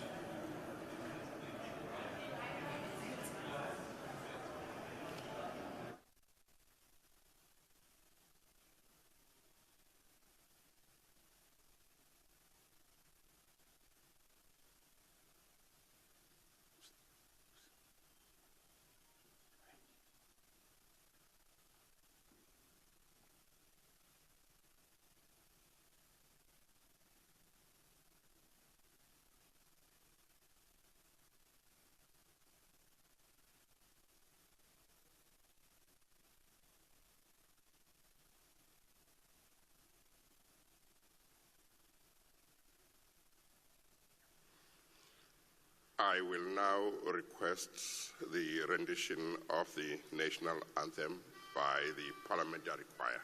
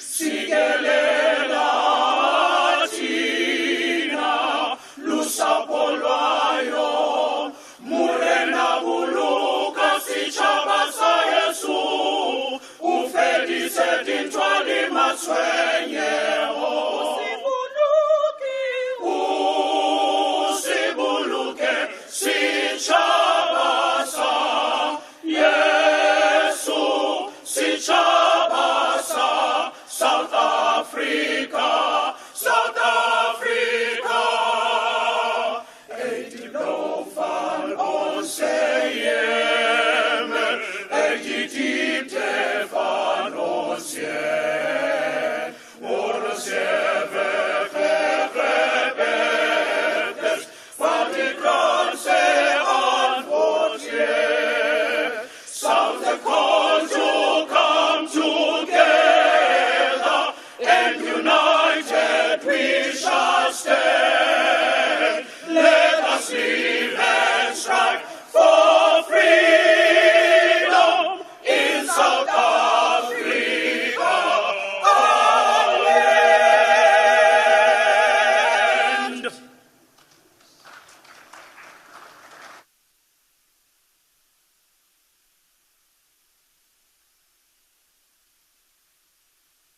I will now request the religious leaders to bless the house.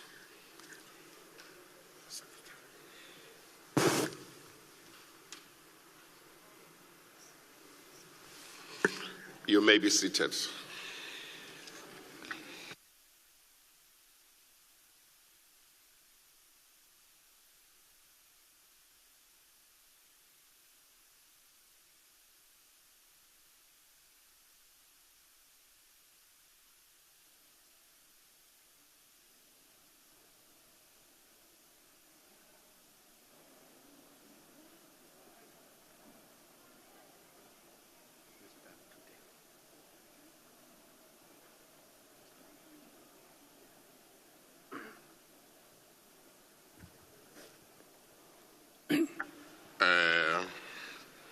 The religious leaders who will bless the house,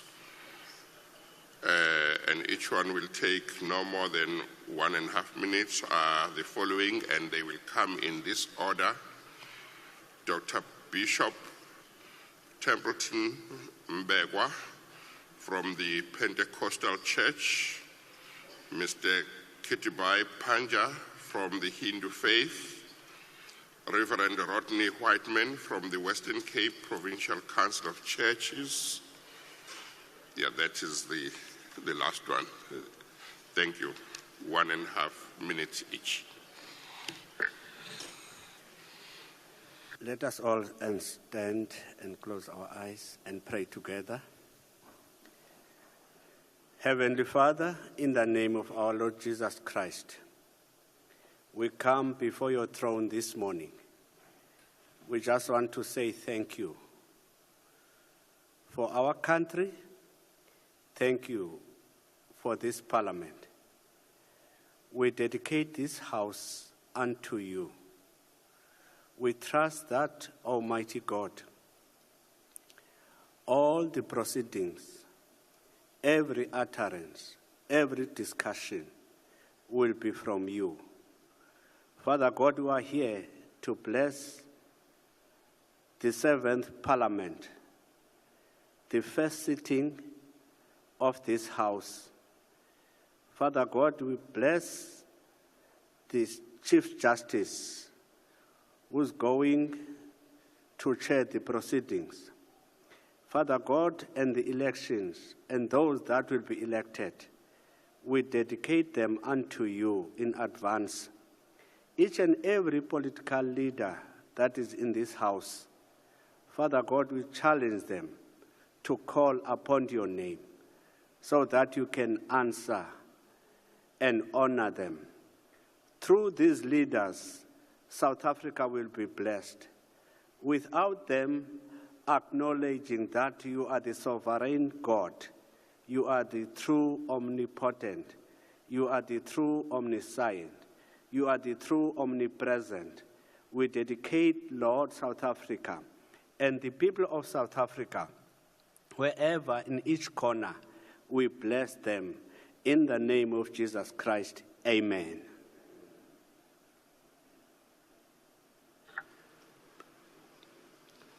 Before the next spiritual leader, I'm told that there are 2 further spiritual leaders who have been added, and they are Sakwit Njobe, African Traditional, and Sheikh Riyad Fatah, Muslim Judicial Council. We continue our prayers. O God of the bright sky and of the simmering dark, shine your holy presence on our nation and our leaders. Our nation has walked for a time in the light of democracy and hope of a better life. But some are still plagued by the darkness of poverty, crime infestation, and lack of proper housing and health service, and other social dynamics. The future for many young people looks dim. May all who are called to govern give us credible leadership that is people-focused and instill through servant leadership confidence in our citizens that they will be heard, that their vote will be respected, and that our democracy will improve the quality of life, free the potential of each citizen to be navigated to fields of employment and development, and that South Africa will truly become united and transformatively democratic. May the chambers of governance be rooms of critical debating, vigorous discussion, and despite disagreement, find consensus for the common good. In the name of Jesus, I pray, who came to restore life and creation. Amen.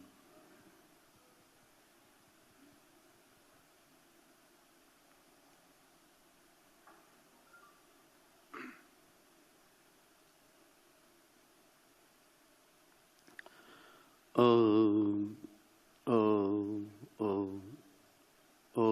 Bhuvah Swah Tat Savito Varenyam Bhargo Devasya Dhimahi Dhiyo Yo Na Prachodaya. Om Sam Gacchadvam Sam Vadatvam Sam Vo Manan Se Janatam Deva Bhagam Yatha Purve Sanjanana Upasate. Let all assemble together, let all speak together, let all minds be in harmony. The shining ones of ancient times all proceed by this worship.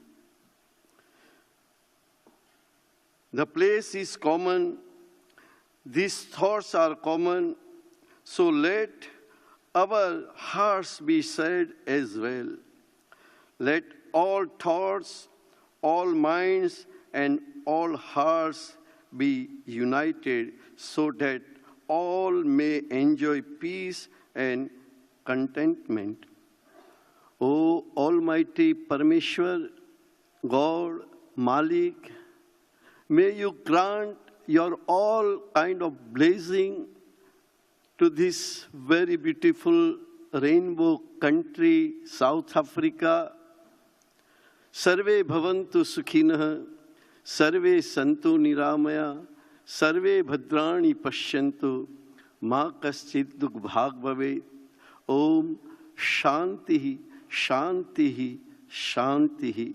Let truth, love, and compassion, peace, non-violence be always here and in the whole world. Thank you. Satya, Prem, Karuna.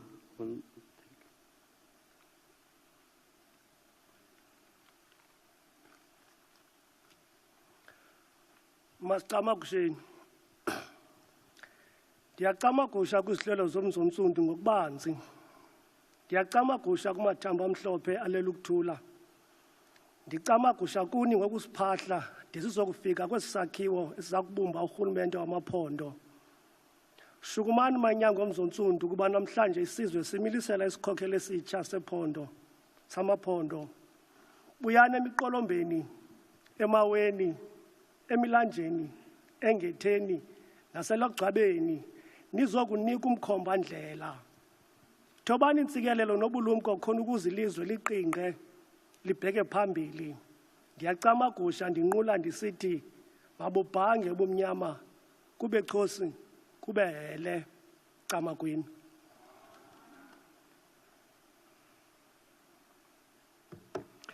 بسم الله الرحمن الرحيم الحمد لله رب العالمين والصلاة والسلام على أشرف المرسلين سيدنا ونبينا ومولانا محمد وعلى آله وصحبه أجمعين.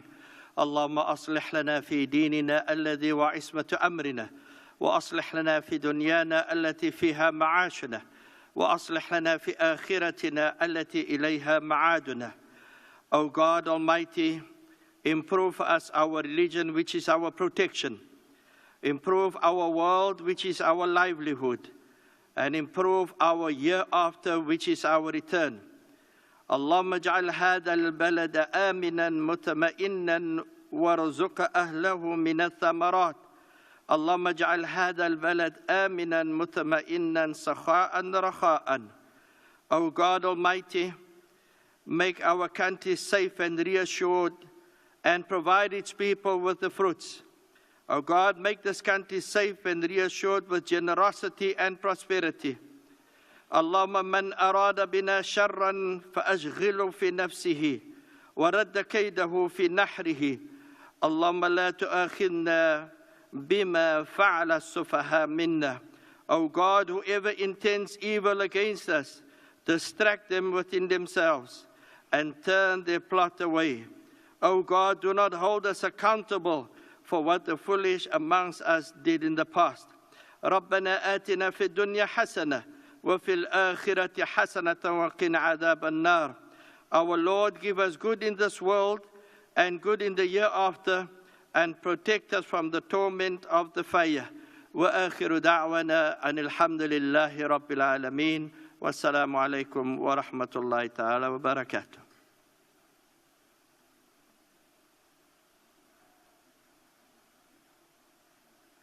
Thank you very much.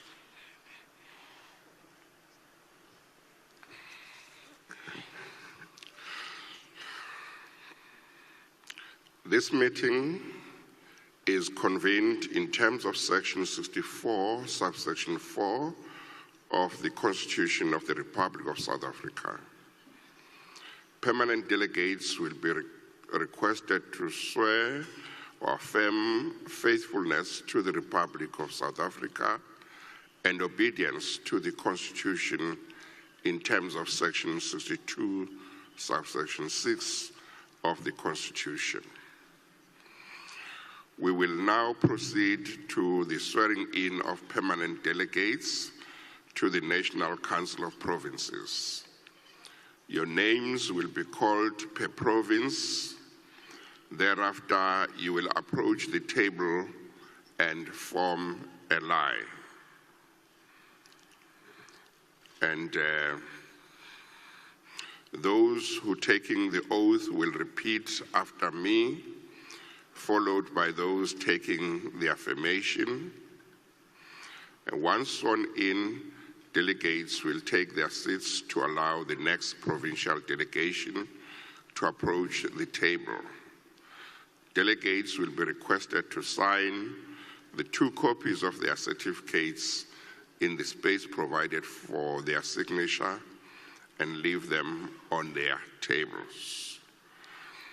I now request the returning officer and assistant returning officers to call names per province.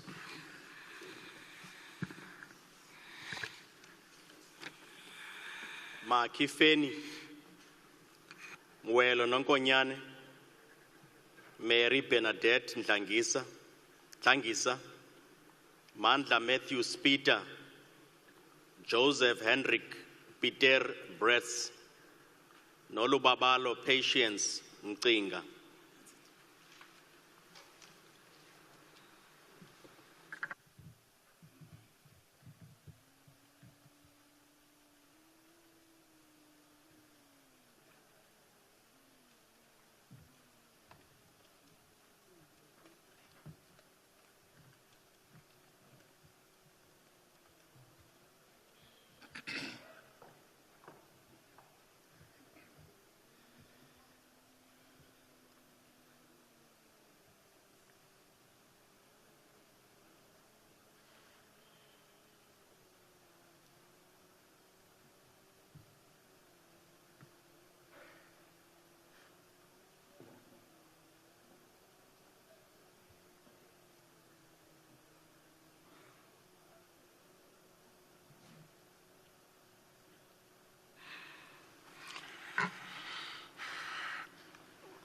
Let me first announce the contents of the oath or affirmation that will be taken by those who are about to take the oath or affirmation now, so that the public understands exactly what they committed themselves to.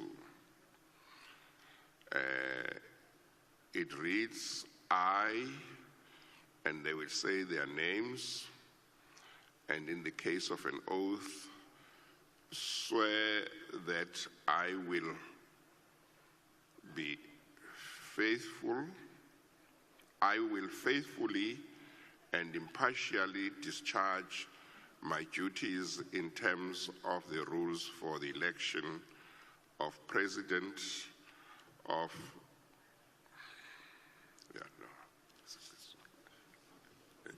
that's not the right one. Is it this one? Okay, no.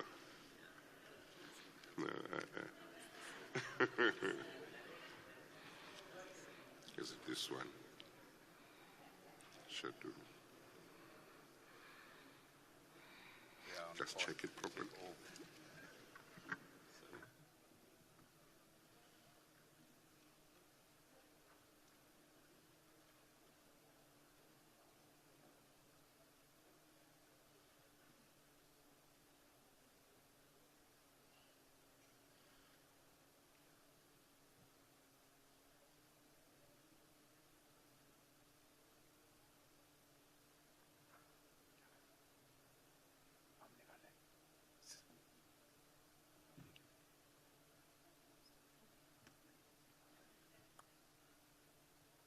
Okay. No, I'm sorry. I nearly made you do what you're not supposed to do. They'll get me the Constitution so that we make sure you take the right oath and affirmation. So I'll suspend the proceedings for now.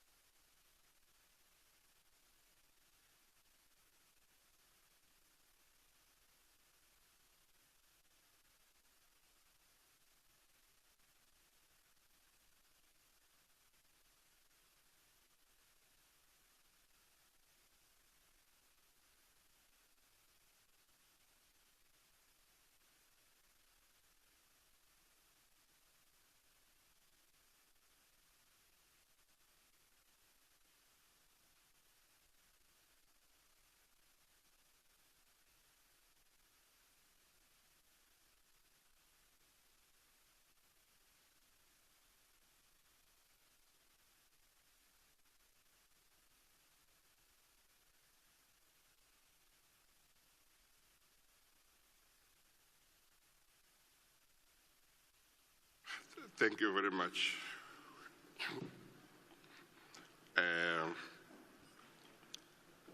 The oath and affirmation that is applicable is provided for in item 4.1 of Schedule 2 to the Constitution.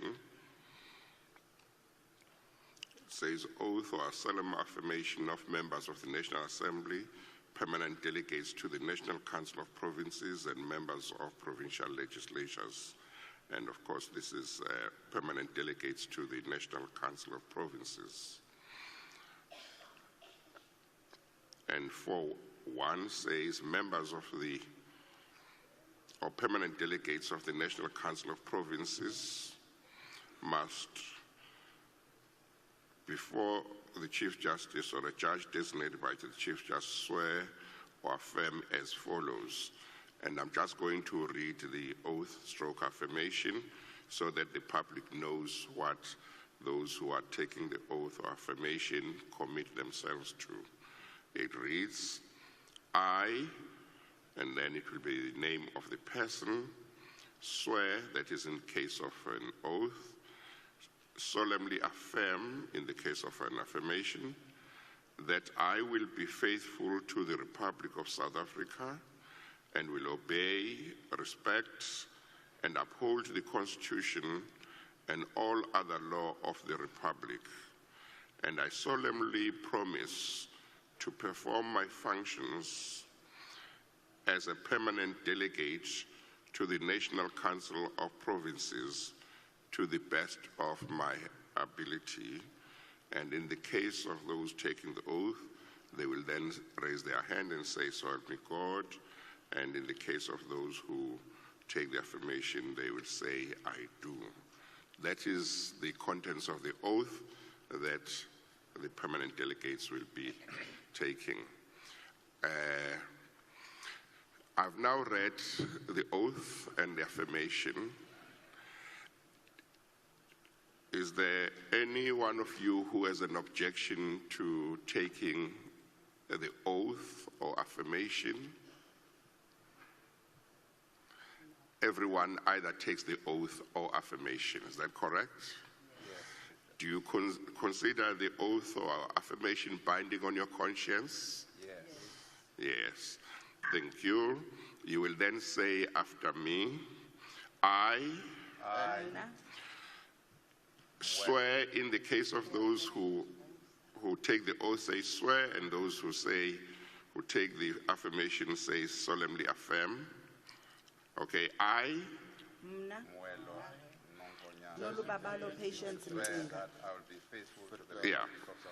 read on, I'm sorry, read on, just read on. I think it's better that way. Ndibhambathisa ngokunyanisekileyo okokuba ndiyakunyaniseka kwiRiphabhliki yoMzantsi Afrika kwaye ndiyakuthobela ndiwuhlonele kwaye ndiwuxhase umgaqo-siseko nayo yonke eminye imithetho yeRiphabhliki kwaye ndiyathembisa ngokunyanisekileyo okokuba ndiyakuyenza imisebenzi yam njengomthunywa osisigxina kwibhunga lesizwe lamaphondo kangangoko ndinako. So help me God. Yes, those who took the oath say, so help me God. Those who took the affirmation say, I do. Thank you very much. Thank you. You will sign your certificates where you, will they sign in their seats? Yeah, okay. Thank you.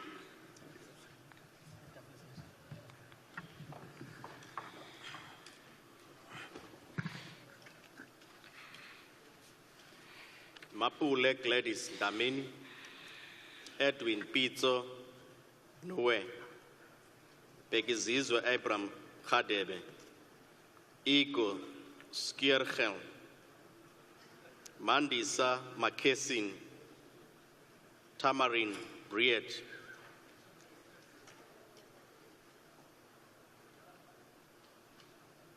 Iko Skierkochal.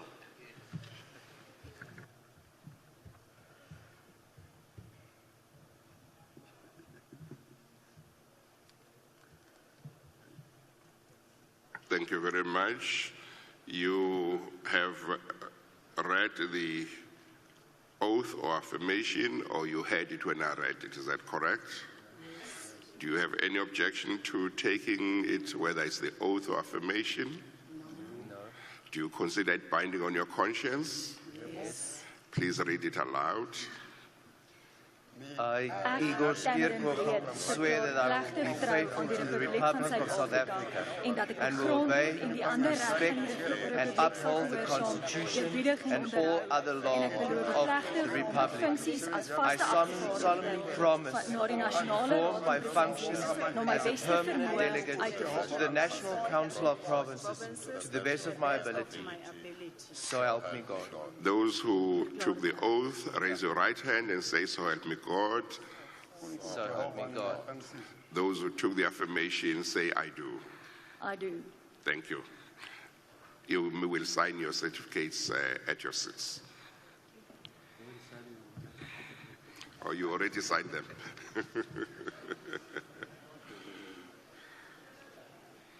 Mpo Gift Modise, Jane Seboletwe Mananiso, Dennis Richard Raider, Nicholas Susan Duplessis, Naledi Nokukanya Chirwa, Edward Nzimande.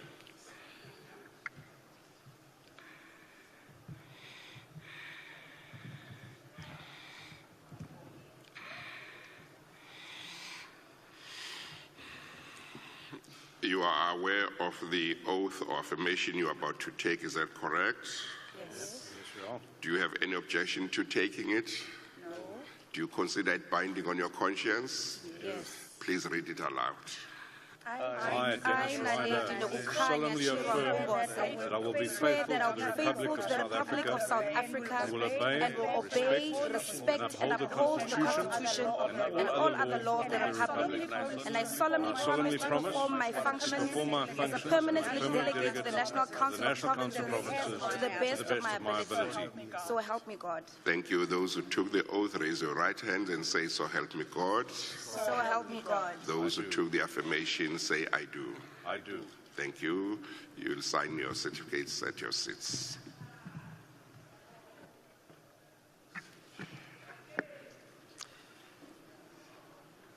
Zamathembu Nokthula Ngcobo, Sieng Mabathu Mokoena, Jerome Sibongiseni Majola, Mzamo Pili, Thomas Mxolisi Kaunda, Kubalan Govenda.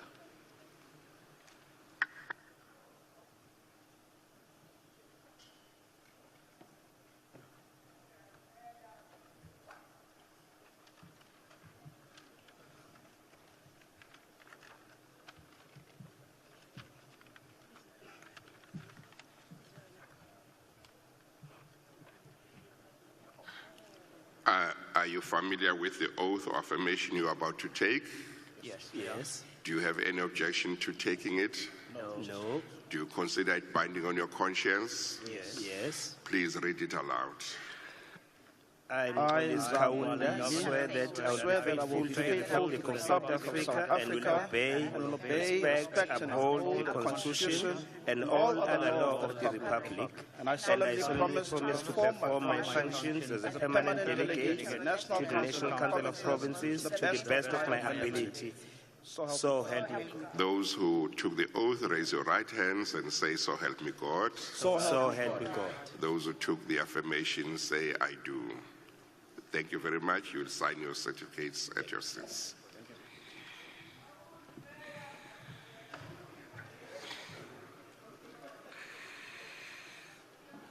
Pirione Pala, Regina Molokome, Franz Mukwele, Sanin Ndlovu, Nicholas Hendrik Pinar, Macy Kennedy.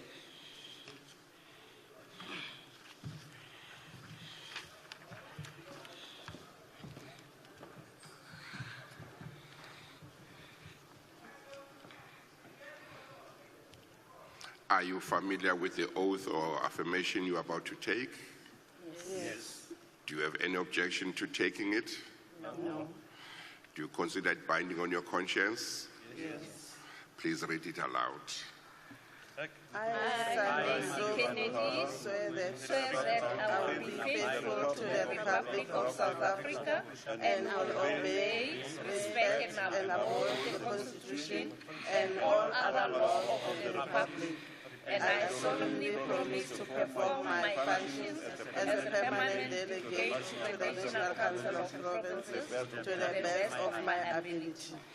Those who took the oath, please raise your right hands and say, "So help me God." So help me God. Those who took the affirmation, say, "I do." Thank you very much. You will sign your certificates at your seats. Thank you. Refilwe Maria Mtsweni Tsipane, Cecilia Sylvia Ngumalo, Mtikeni Patrick Sibande, Hildegard Sonia Boshoff, Sfiso Advocate Zulu, Kaya Treza.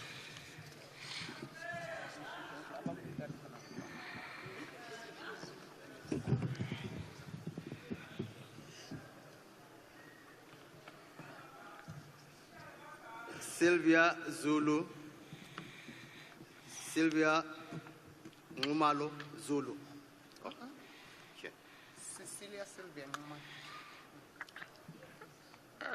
Are you familiar with the oath or affirmation you're about to take? Yes. Do you have any objection to taking it? No. Do you consider it binding on your conscience? Yes. Please read it aloud. I, Mtikeni Patrick Sibande, swear that I will be faithful to the Republic of South Africa and will obey, respect, and uphold the Constitution and all other laws of the Republic, and I solemnly promise to perform my function as permanent delegate to the National Council of Provinces to the best of my ability. To the best of my ability. Thank you. Those who took the oath, please raise your right hands and say, "So help me God." So help me God. Those who took the affirmation, say, "I do." I do. Thank you very much.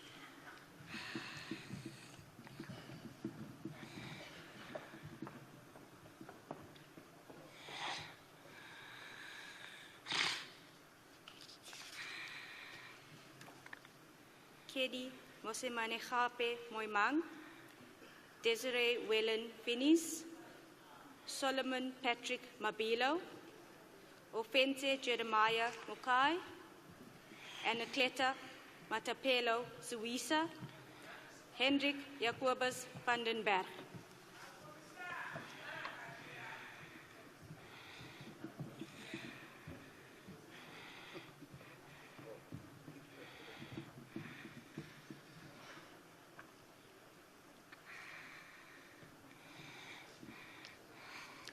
Are you familiar with the oath or affirmation you're about to take? Yes. Do you have any objection to taking it? No. Objection. Do you consider it binding on your conscience? Yes. Please read it aloud. I, Anacleta Matabelo Suisa, swear that I will be faithful to the Republic of South Africa and will obey, respect, uphold the Constitution and all other laws of the Republic, and I solemnly promise to perform my functions as a permanent delegate to the National Council of Provinces to the best of my abilities. Thank you. Those who took the oath, please raise your right hands and say, "So help me God." So help me God. Those who took the affirmation, say, "I do." I do. Thank you very much. You may return to your seats.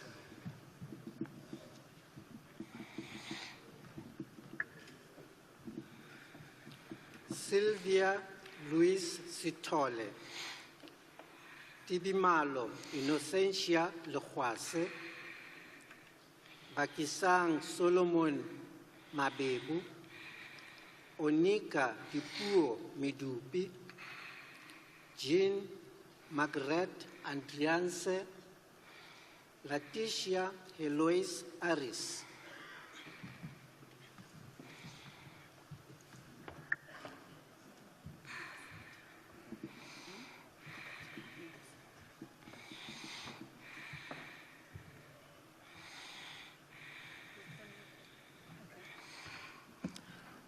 Are you familiar with the oath or affirmation you're about to take? Yes. Do you have any objection to taking it? No. Do you consider it binding on your conscience? Yes. Please read it aloud. I, Letitia Louise Arians, swear that I will be faithful to the Republic of South Africa and I will obey that the Constitution and all other laws. I solemnly swear to perform my functions as a permanent delegate of the delegation of province to the best of my ability. Thank you very much. Those who took the oath, please raise your right hands and say, "So help me God." So help me God. Those who took the affirmation, say, "I do." Thank you. You may return to your seats. Thank you.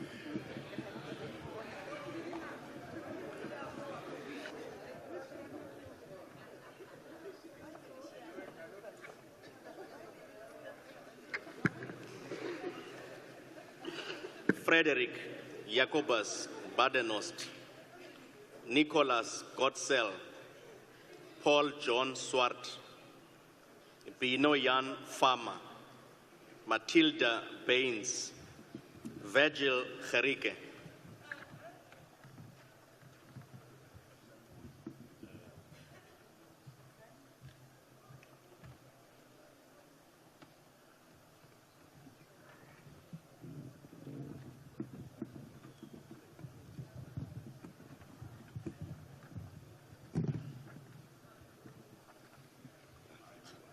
Are you familiar with the oath or affirmation you're about to take? Yeah. Do you have any objection to taking it? No. Do you consider it binding on your conscience? Yeah. Please read it aloud. Ik, Paul John Swart, verklaar mij trouw aan de Republiek van Zuid-Afrika en dat ik de grondwet en de andere rechten van de Republiek zal gehoorzamen, eerbiedig en onderhouden en beloven om mijn functies vaste afgevaardigde bij de Nationale Raad van Provincie naar de beste van mijn vermogen uit te voeren.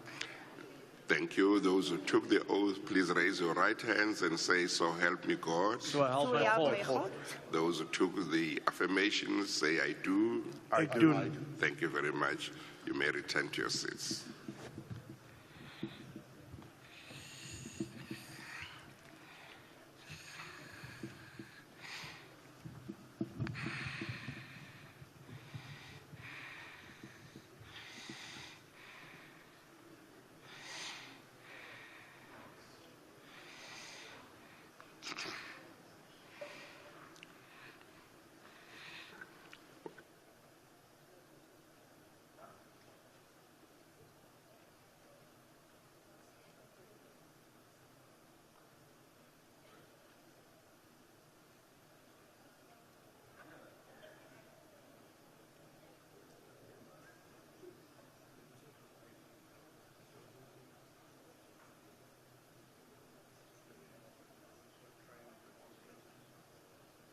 We are now going to proceed to the election of the chairperson of the National Council of Provinces.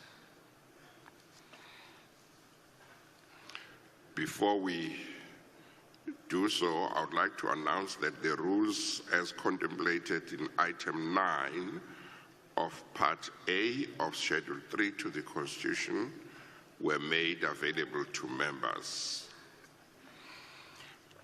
I would like to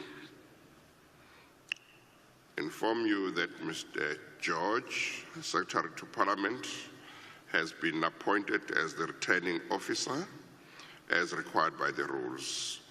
In addition, the returning officer has appointed the following assistant returning officers: Advocate M.E. Pindela, Secretary to the National Council of Provinces; Advocate B.N. Nonyane; Ms. S. Bowers; Ms. V.H. Mnana; Ms. S.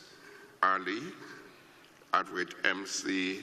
Mbebe; Advocate M.K. Skolo; Mr. L. Ngelewa;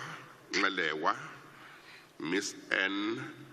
Ernston; and Ms. Y. Gangarem.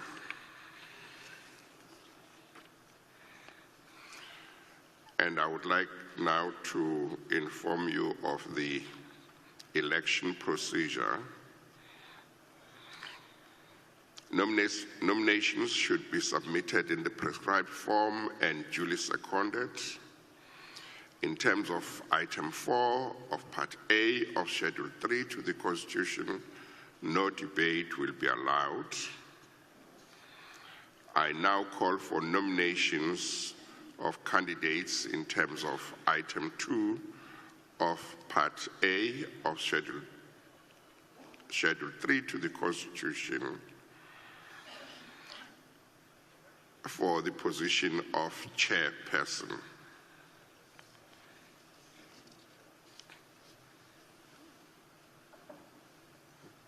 The Sir Chief Justice. Yes. Greetings to yourself, Honorable Chief Justice. My name is Kenneth Musimane Muima, a permanent delegate from the province of Northern Cape. I rise proudly to nominate Honorable Refilwe Mutsweni-Tsipane as the National Chairperson of the National Council of Province. Thank you, Honorable Chief Justice. I'm sorry, I don't know whether it's the optics. I can't hear well. I don't know whether you are far from your mic. Your mouth is too far from your mic. Maybe if you do it like that, it's going to make it easy. Thank you. Please repeat. Thank you, Honorable Chief Justice. I rise as Kenny Musimane Muima, a permanent delegate from the province of Northern Cape, to nominate Honorable Member Refilwe Mutsweni-Tsipane to be the National Chairperson of the Council of Province. Thank you, Honorable Chief Justice. Thank you very much. Is there a seconder? Yes.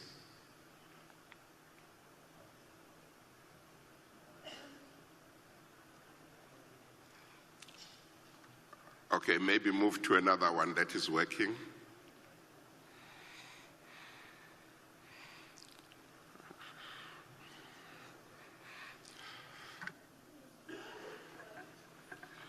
Honorable Chief Justice, my name is Mtikeni Patrick Sibande from Mpumalanga Province. I rise to second the name of Refilwe Tsipane Mtsweni to be a chairperson of NCOP. Thank you very much. I will then wait for the form.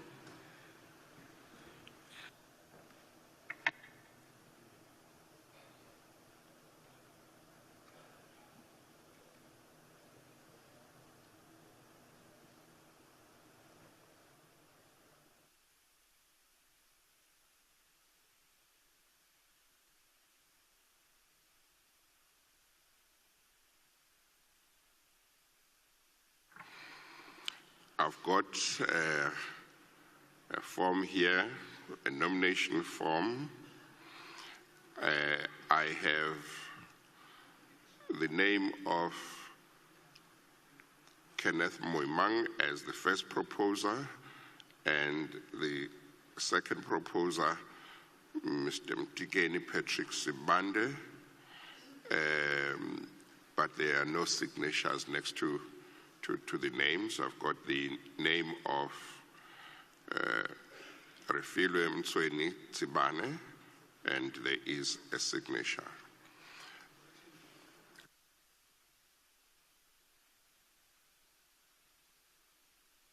So I will request that the first and second proposers sign next to their names on the form.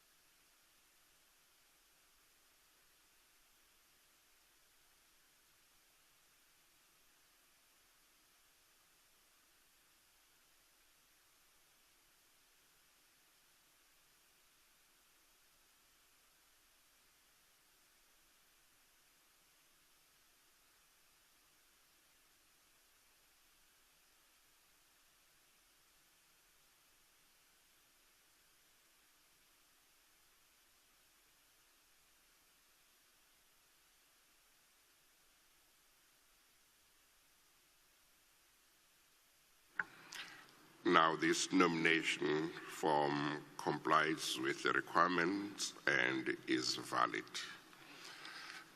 Are there other nominations?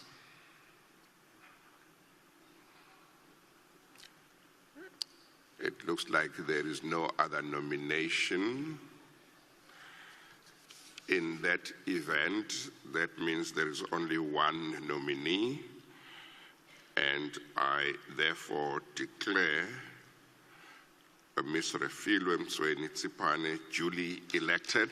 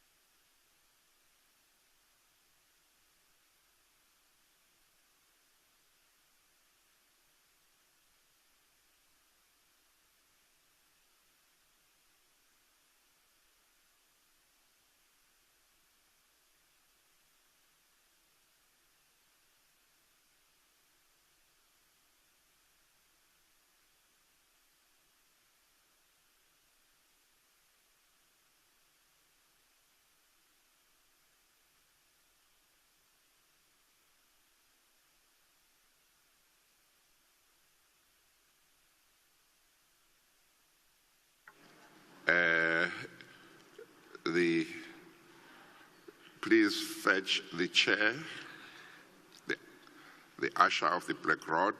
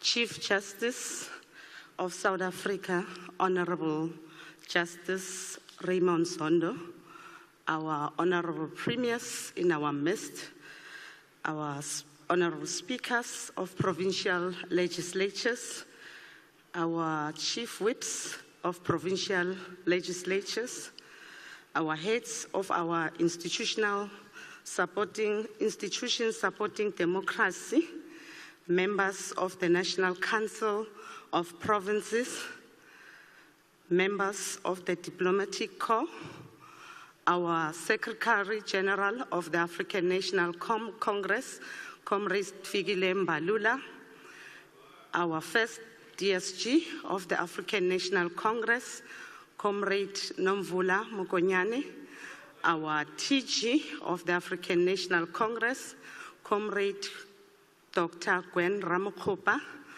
our Secretary General of the ANC Women's League, Comrade Nokuthula Nqaba, and all other leaders from other political parties. Thank you for gracing this important occasion. Distinguished guests, it is with great humility and a deep resolve to honor your trust that I assume the position of chairperson in the National Council of Provinces during the 7th parliamentary dispensation. It is indeed an honor for me to serve our Constitution, which is the base framework for democratic governance in South Africa. Far from being purely prescriptive and constraining, our Constitution is permissive and enabling, putting the power of the state in pursuit of a positive project of achieving equality, justice, and freedom. Honorable members, the NCOP, as the second chamber of the Parliament of the Republic of South Africa, is constitutionally mandated to ensure that provincial interests are taken into account in the national sphere of government.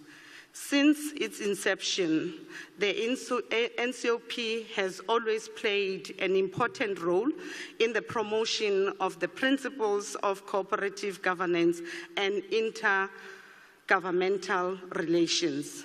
To this end, the critical intergovernmental relations mandate of the NCOP ensures that the three spheres of government work together cooperatively in performing their unique constitutional functions. This mandate compels the NCOP to deepen synergy across the three spheres of government on matters of concurrent competence. Honorable members, the important flagship programs that have repositioned the NCOP as a formidable second chamber in the execution of the electoral mandate of the 6th dispensation include the following: Taking Parliament to the People program, the Provincial Week program, as well as the Local Government Week program. These strategic programs have over the years become institutionalized public participation and oversight programs, which will continue to improve on as part of the evolutionary path of the NCOP's work. Under the Sector Parliaments program, the NCOP has also made great strides in institutionalizing key oversight and report back programs. Some of the key Sector Parliaments programs driven by the NCOP includes the Women's Parliament, Youth Parliament, Men's Parliament, as well as the Provincial Women's Charter Report Back program. Additionally, the NCOP has institutionalized the three-sphere planning sessions, whose primary objective is to address planning and coordination disjunctures across the three spheres of government. Now, the NCOP has also implemented a number of strategic oversight and public participation programs, which includes the State Capability Summits, the Inclusive Economic Growth Oversight Summits, the Reconstruction and Recovery Plan Oversight Summits, as well as the high-level commemorative day lectures. Through the effective execution of its core function, the NCOP has hence been strategically repositioned over the past few years to improve the quality of life of ordinary South Africans, particularly the poor and the marginalized across our country. Honorable members, as we begin with the task of the 7th Parliament, the NCOP will need to address the uncertainty which is rife around the status of intergovernmental relations, decisions, and recommendations.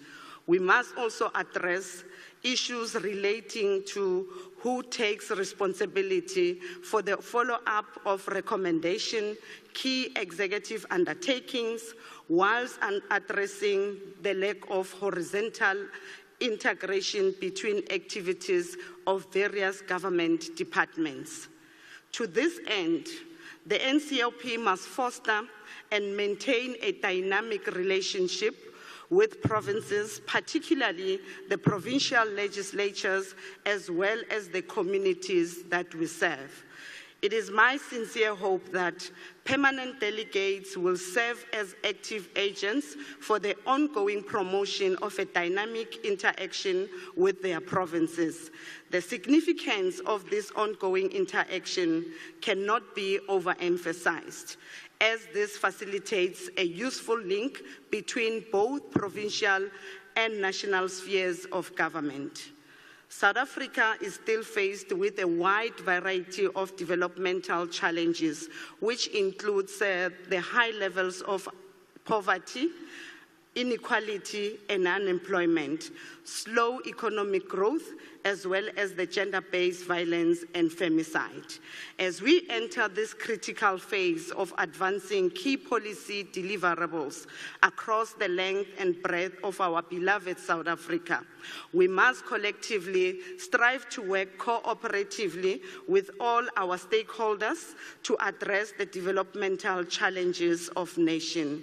We must also collectively strive to ensure that this new era of transformation and impact-driven oversight yields key deliverables of all our people as guided by the electoral mandate of the current dispensation.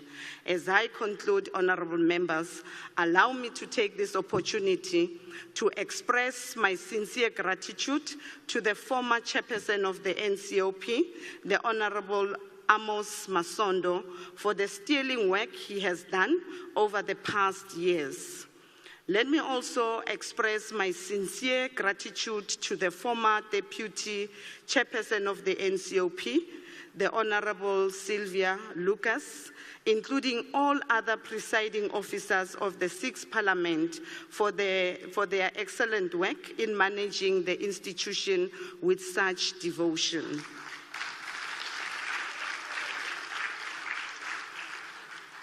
Honorable members, I would like to give you my assurance that I will execute my obligations the obligations of my office in accordance with the provision of our Constitution and to the very best of my ability. My door remains open to each one of you as we traverse this important era of transformation. I thank you all.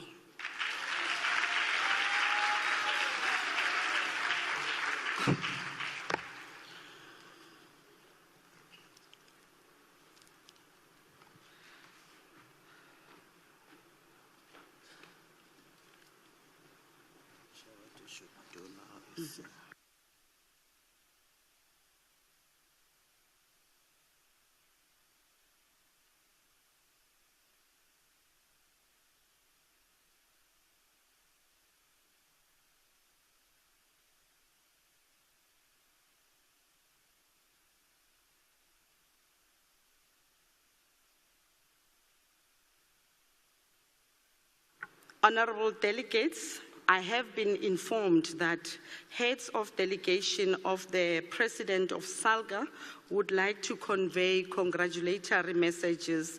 Please proceed in this alphabetic order. I will start with Eastern Cape.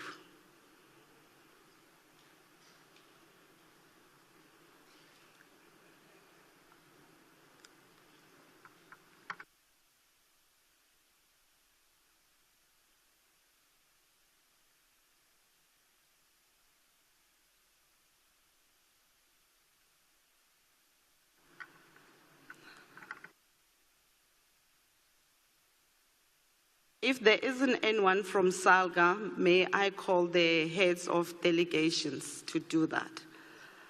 Oh, there's the President of SALGA. Over to you, President.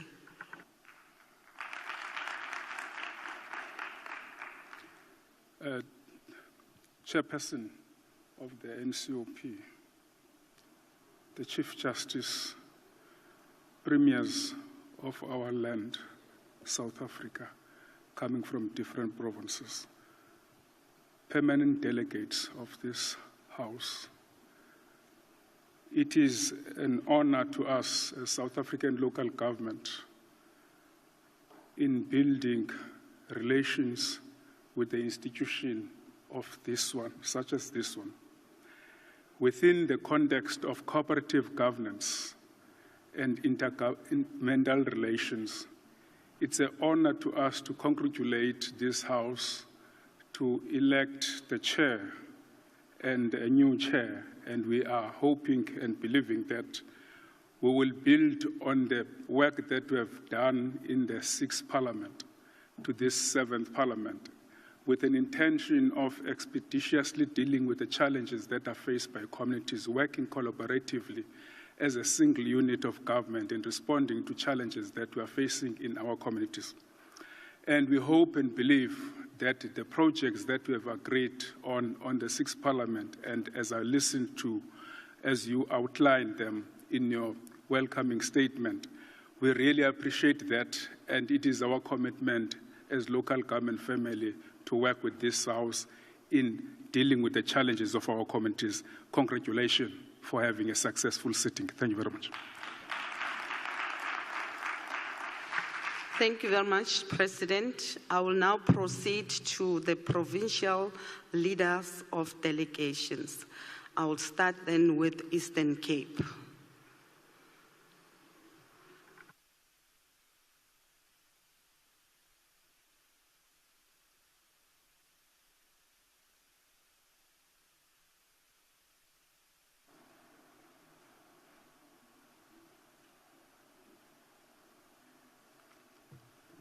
Chairperson and the officials, Honorable Chief Justice Zondo, and the leaders of the African National Congress that are here, and all leaders of various political formations that are here, fellow delegates, and honored guests. I rise to deputize for our leader, to express our warm wishes for you, Chairperson, for having been elected unopposed by all of us. Thank you for the wonderful words from the Eastern Cape, leadership of the African National Congress, as well as all political formations that are emerging from that mighty province. A province that we all know, Lephondo Lengwele, where kings, heroes, and heroines emerge. We want to assure you that as deployees of the African National Congress will not fail you in discharging your duties. Fortunately, we know you very well. You are one of the trusted and tested leaders of our movement. Rest assured of our support at all times. Congratulations. Thank you very much. I will then move on to Free State.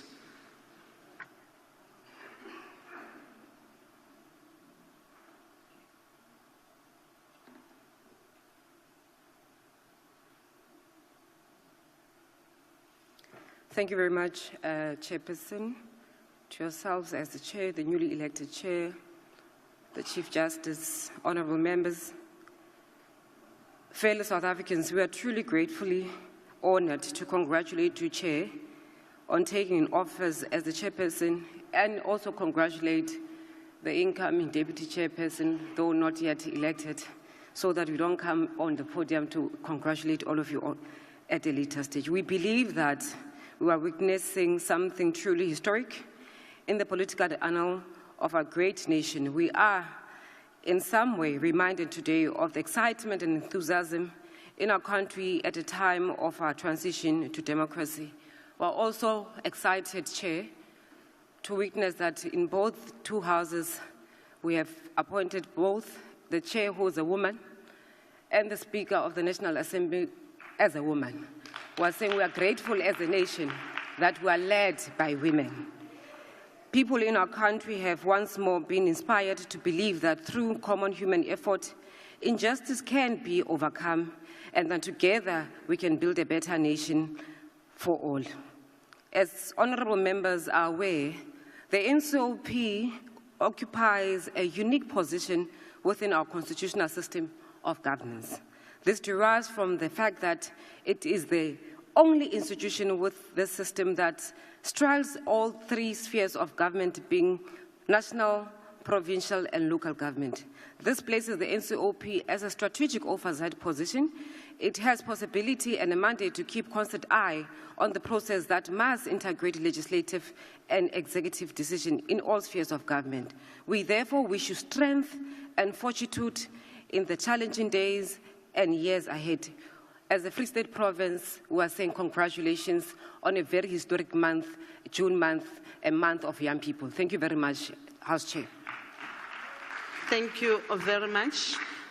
I'll then request Gauteng Province.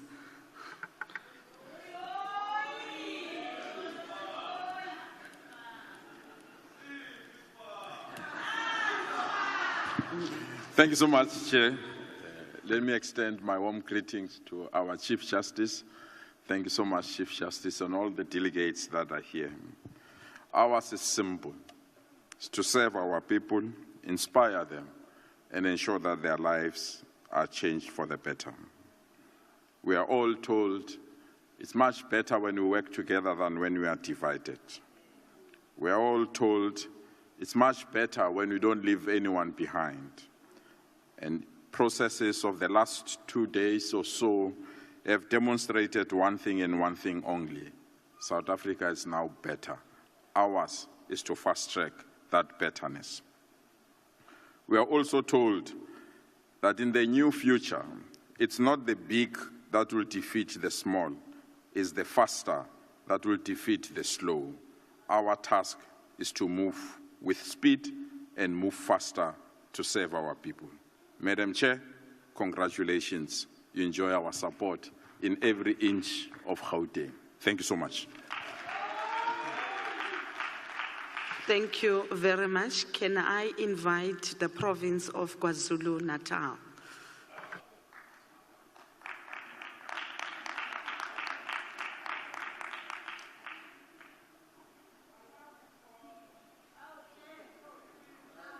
Thank you so much, Chairperson, for affording us this opportunity. Let us greet your good self. Let us greet our CJ, Mtiane. Thank you so much for ensuring that we drive a sterling democracy in our midst. We are graced to have the Secretary General of the ANC, Comrade Mbalula Qengeba, with your collective, Comrade DSG, the TG, and the entire collective, other political formation that have also created a comprehensive outlook of South Africa that we are going to see today. I'm sure we all agree, Chairperson, that South Africa of the yesteryear must be characterized and be portrayed with new vigor that the camaraderie spirit must ooze and permit, because we need each other. If we are to build a betterment for our people, if we are to build the strongest wielded nation, we must work together as one. Thank you so much. Thank you very much, KwaZulu-Natal. I will then take this opportunity and invite the province of Limpopo.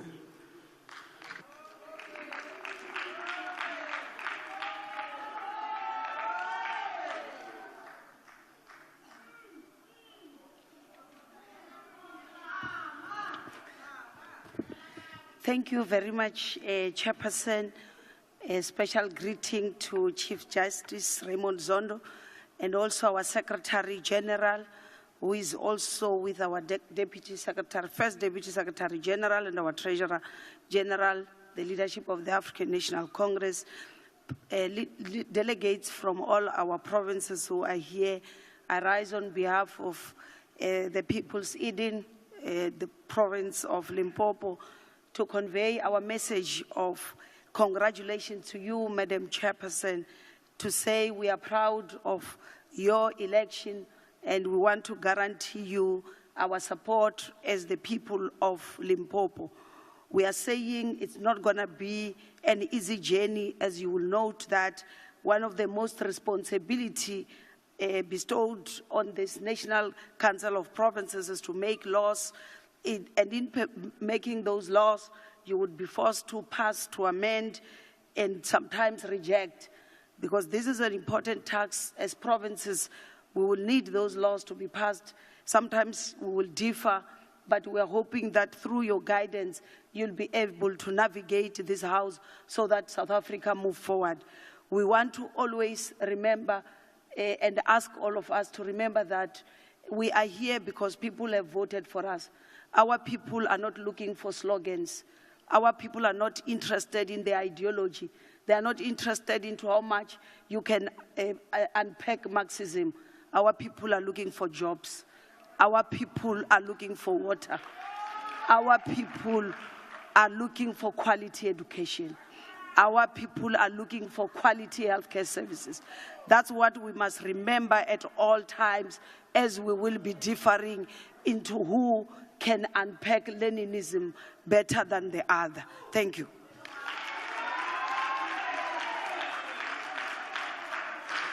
Thank you very much, Limpopo. I now take this opportunity and invite the province of Mpumalanga.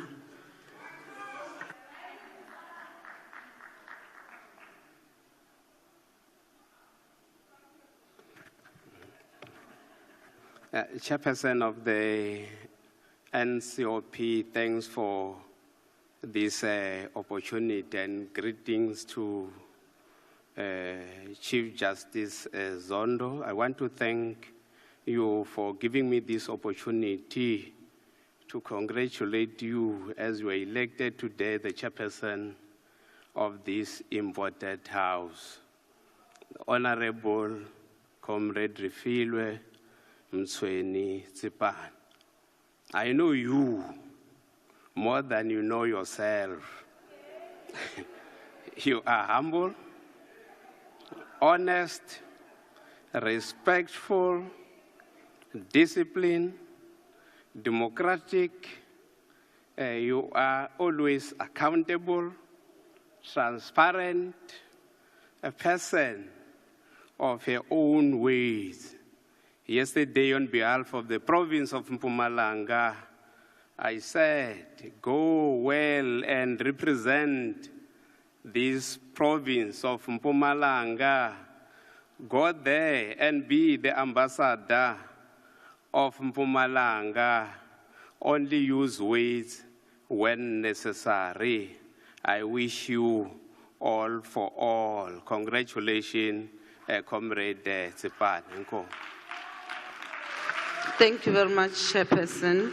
I now take this opportunity and invite the province of Northern Cape.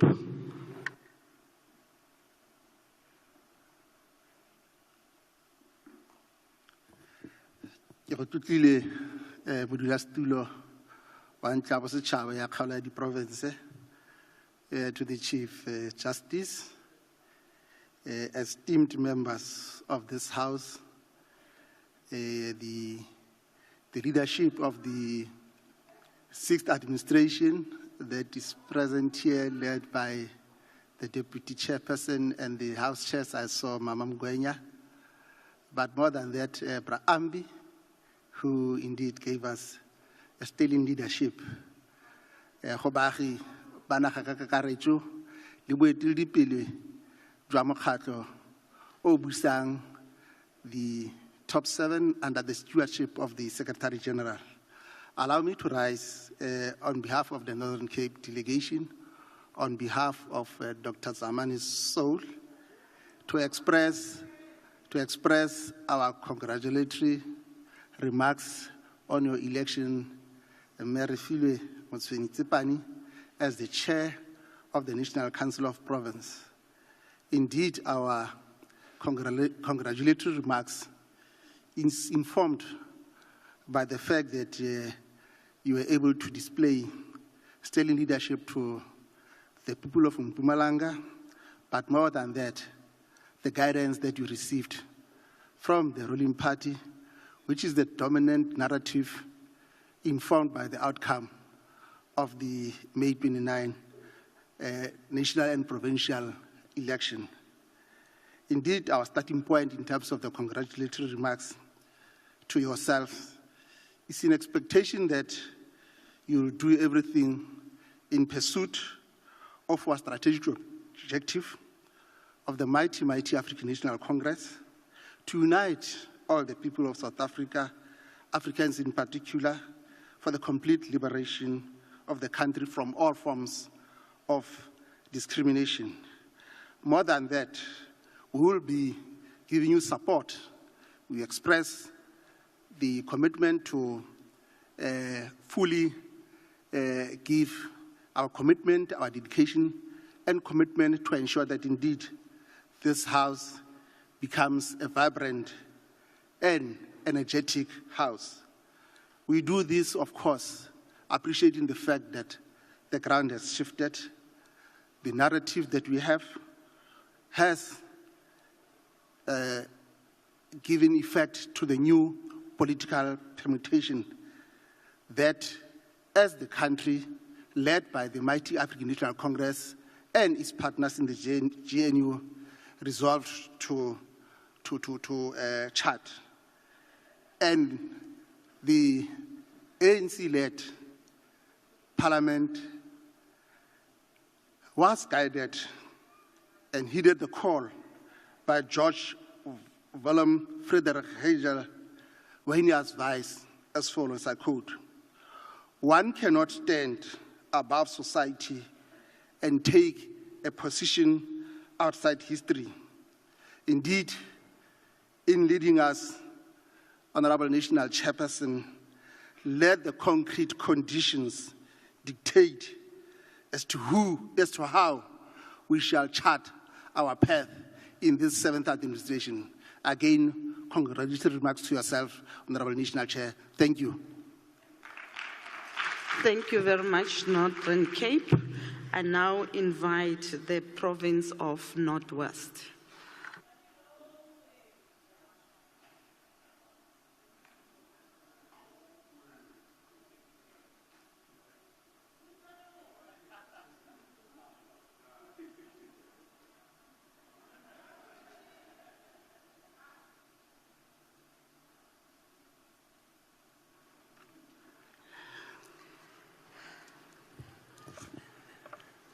Thank you, Chairperson, Honorable Chief Justice, SALGA delegation, permanent delegates to the NCOP,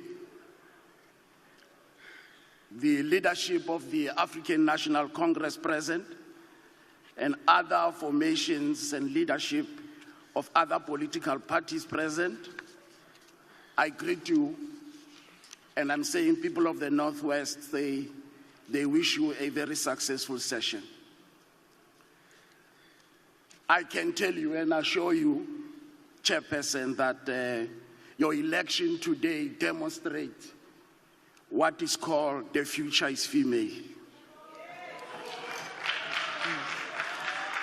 And on the basis of that, we share a very special We share a very special relationship.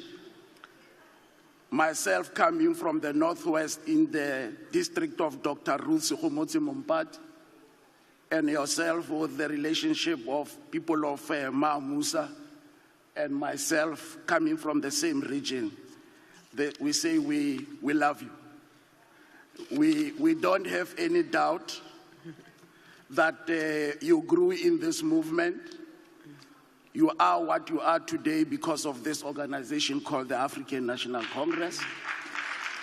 You have been trained, and we believe that your experience in the organization and government as you were deployed by the ANC gave you the necessary skills and training that demonstrates that you are capable and up to the task. We believe that you are going to lead and navigate the House in the interest of provinces. And we believe that all the experience that you gain in Mpumalanga, you'll come here and give the necessary leadership. We are excited, and we believe that as you outline in your remark, the public participation should be at the center, and we believe that take this House to the people. And we believe that quite often, as you interact with our people, you'll understand the depth of hunger inequality, poverty, unemployment, and the general despair and apathy that our people have. And on the basis of that, we believe that as you come here, you will then focus and deal with the developmental agenda, which should be centered in the interest of intergovernmental relations, but premise on what is called a DDM approach. And we believe with that will have a meaningful impact. With those words, thank you very much.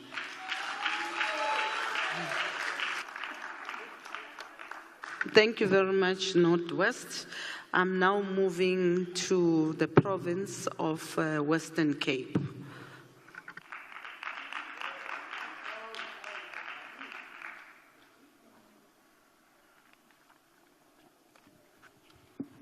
Honorable Chief Justice Zondo, duly elected NCOP Chair,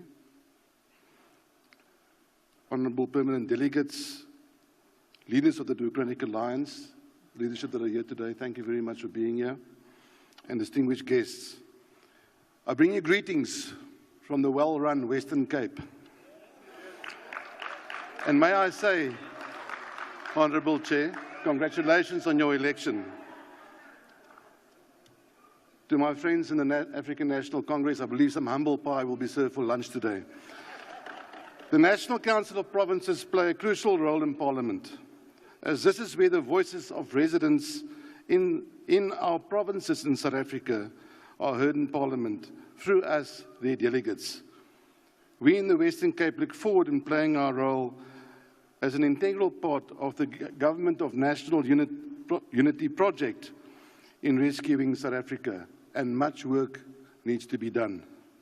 Voters in South Africa have spoken, and our responsibility in the NCOP is to heed their call in unity in governance.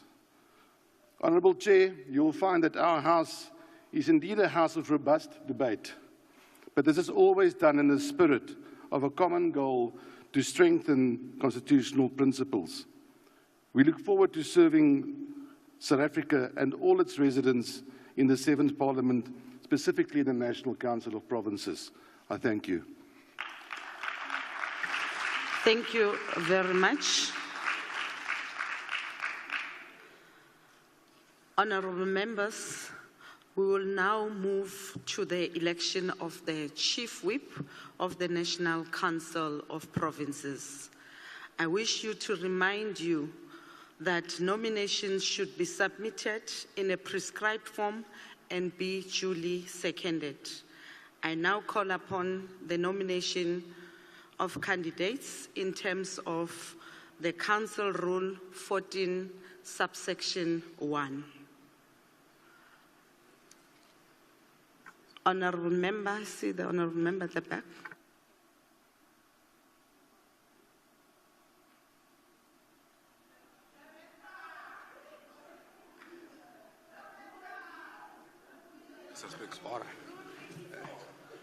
Honourable Chairperson of the Council, I, Pegizizwe Khatebe, a fully fledged, a permanent member, a permanent delegate from the Free State to the NCOP, hereby nominate Honourable Moimeng Kenneth as the Chief Whip of the Council. Thank you. Thank you very much, Honourable Member. You may take your seat. Can I get the seconder of the nominated Honourable Member Kenny? I note the hand of Honourable Member from Northern Cape.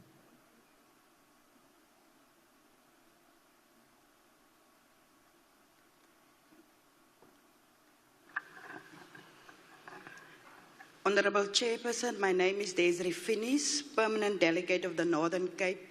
I second the name of Honourable Kenny Moyamang as Chief of the Council. Thank you very much. Thank you very much, Honourable Member. Is there a second nominee?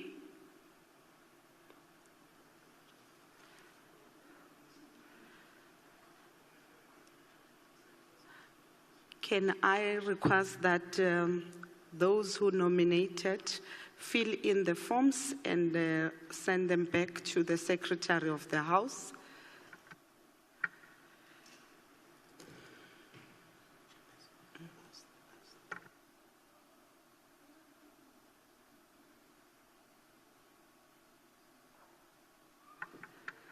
Honorable nominee, are you accepting the nomination?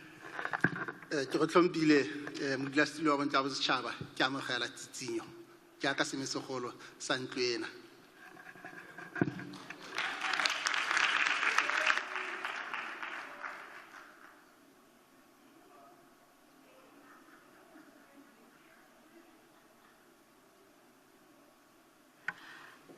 I have received the acceptance form of Honorable Moimang, which is duly filled in and signed.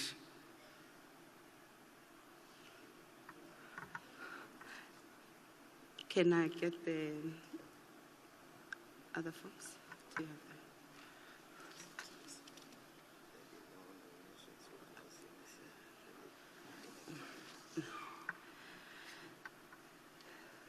There being no further nominations, I then declare Honorable Kenny Moimang as the Chief Whip of the National Council of Provinces.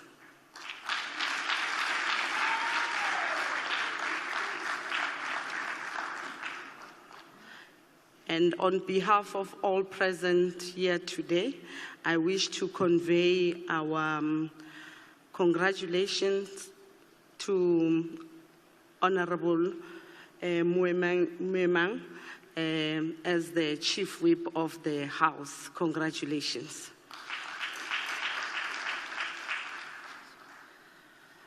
Having said that, honorable members, I want to take this opportunity and give it to Honorable Moimang to give us his maiden speech.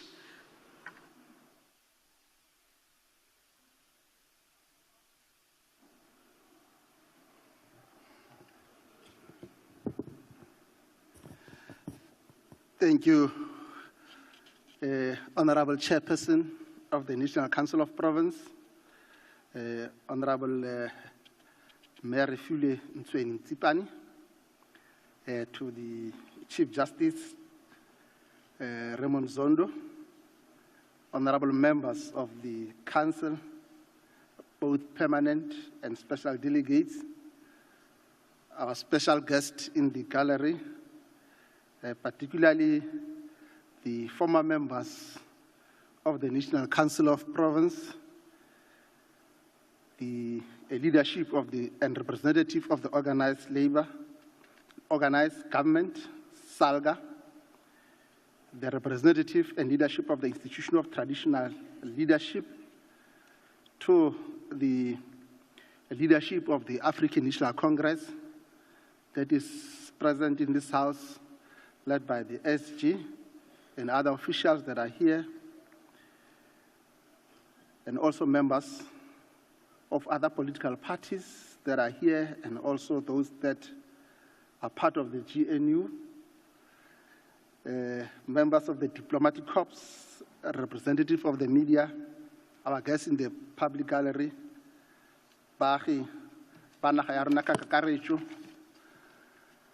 allow me to express my profound appreciation of the confidence that my party, the African National Congress, and the members of the Government of National Unity and other political parties that has bestowed it upon me.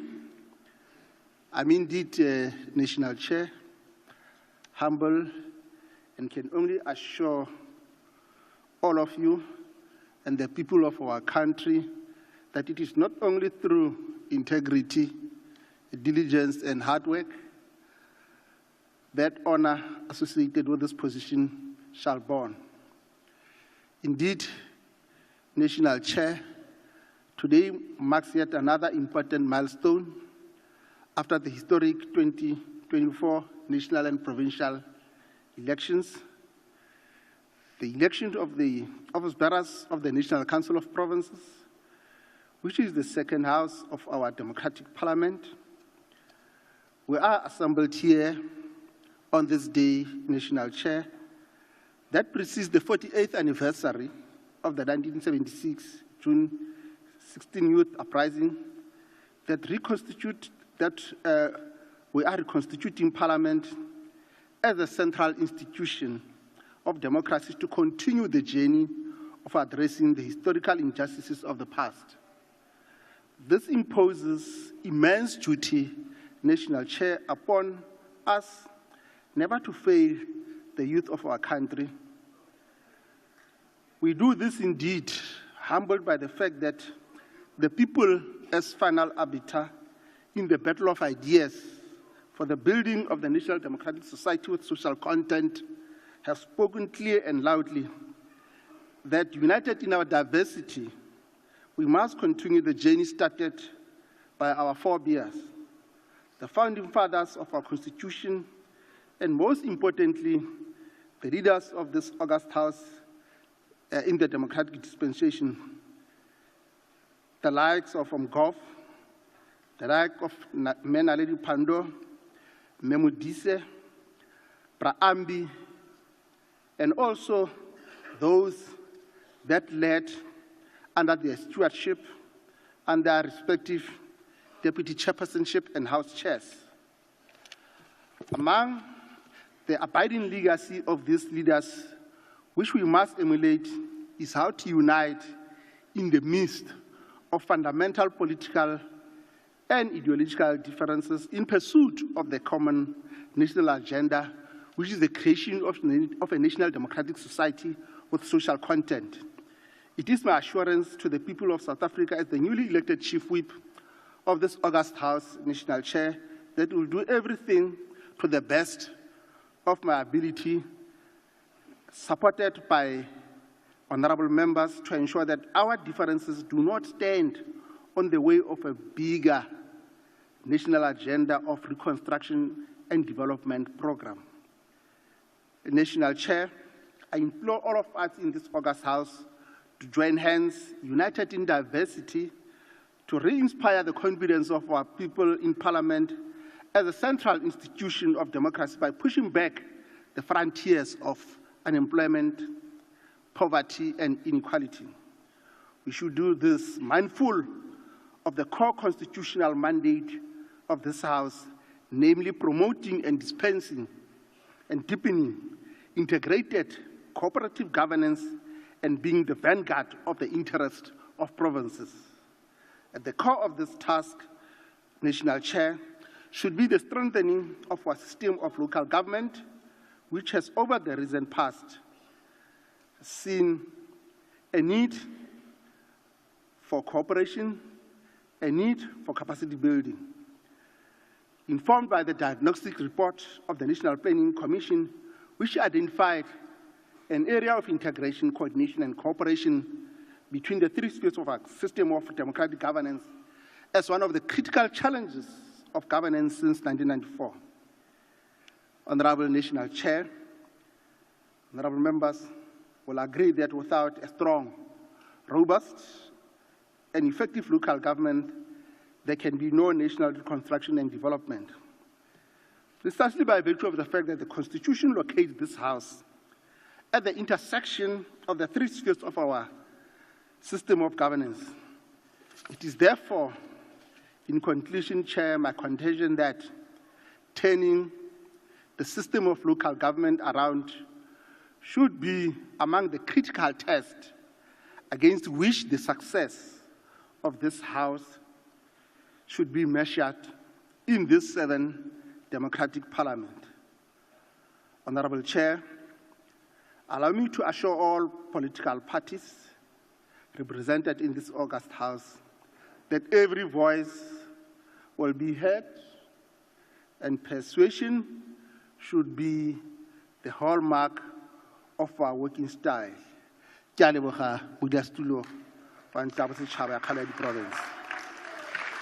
Thank you very much, Honorable Chief Whip Moimang.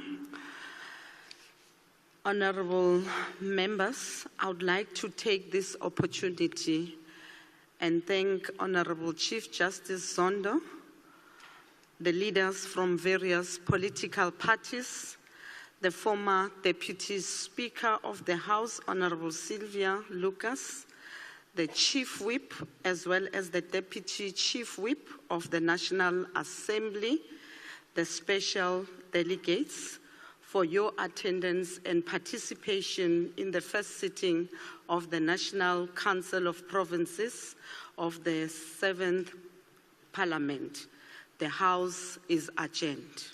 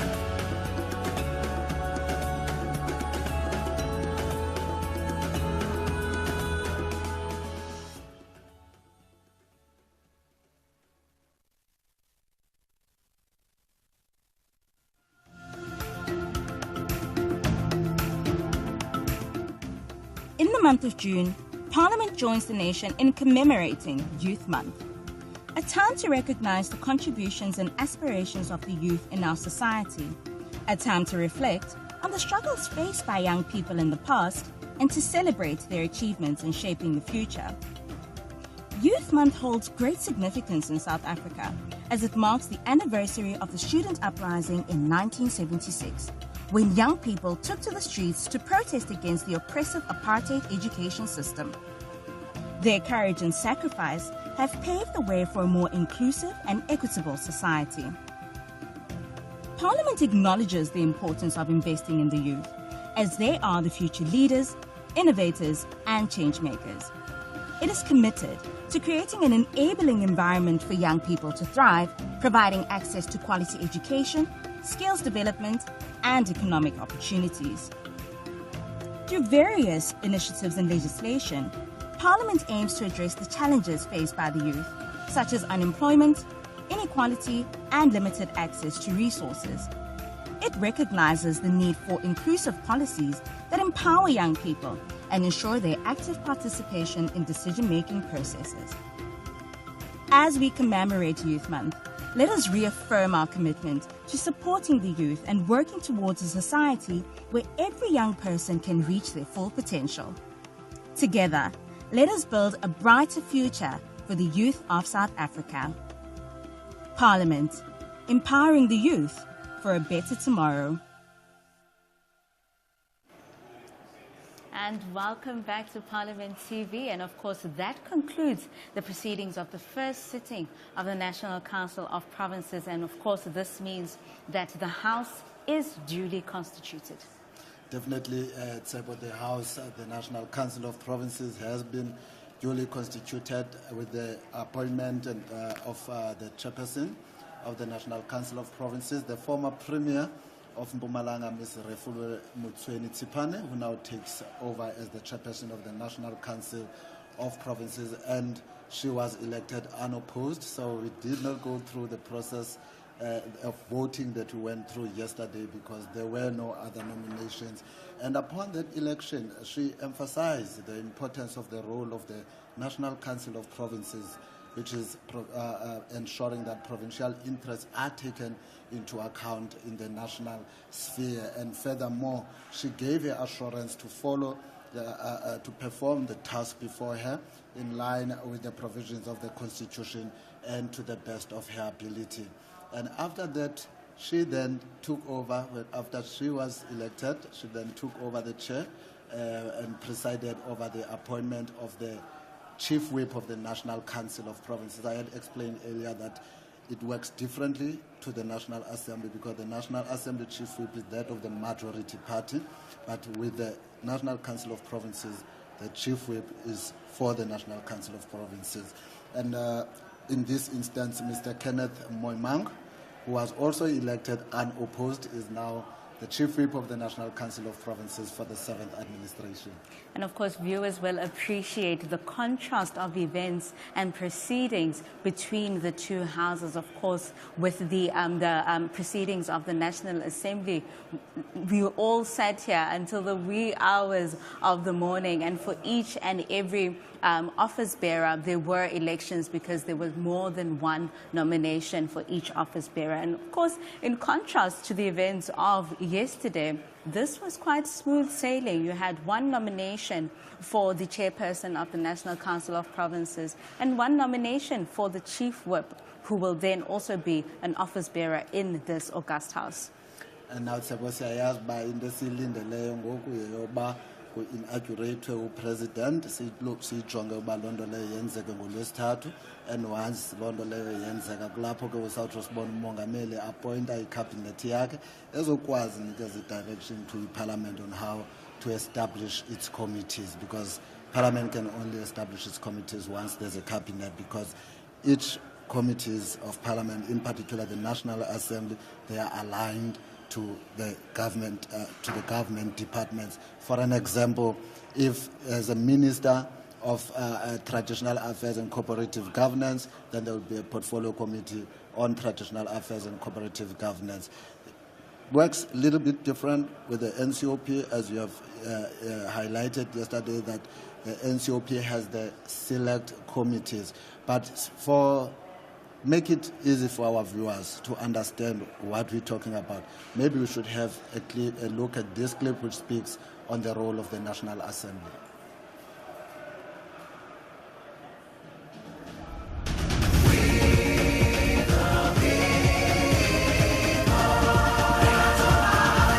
Building our great South African nation together.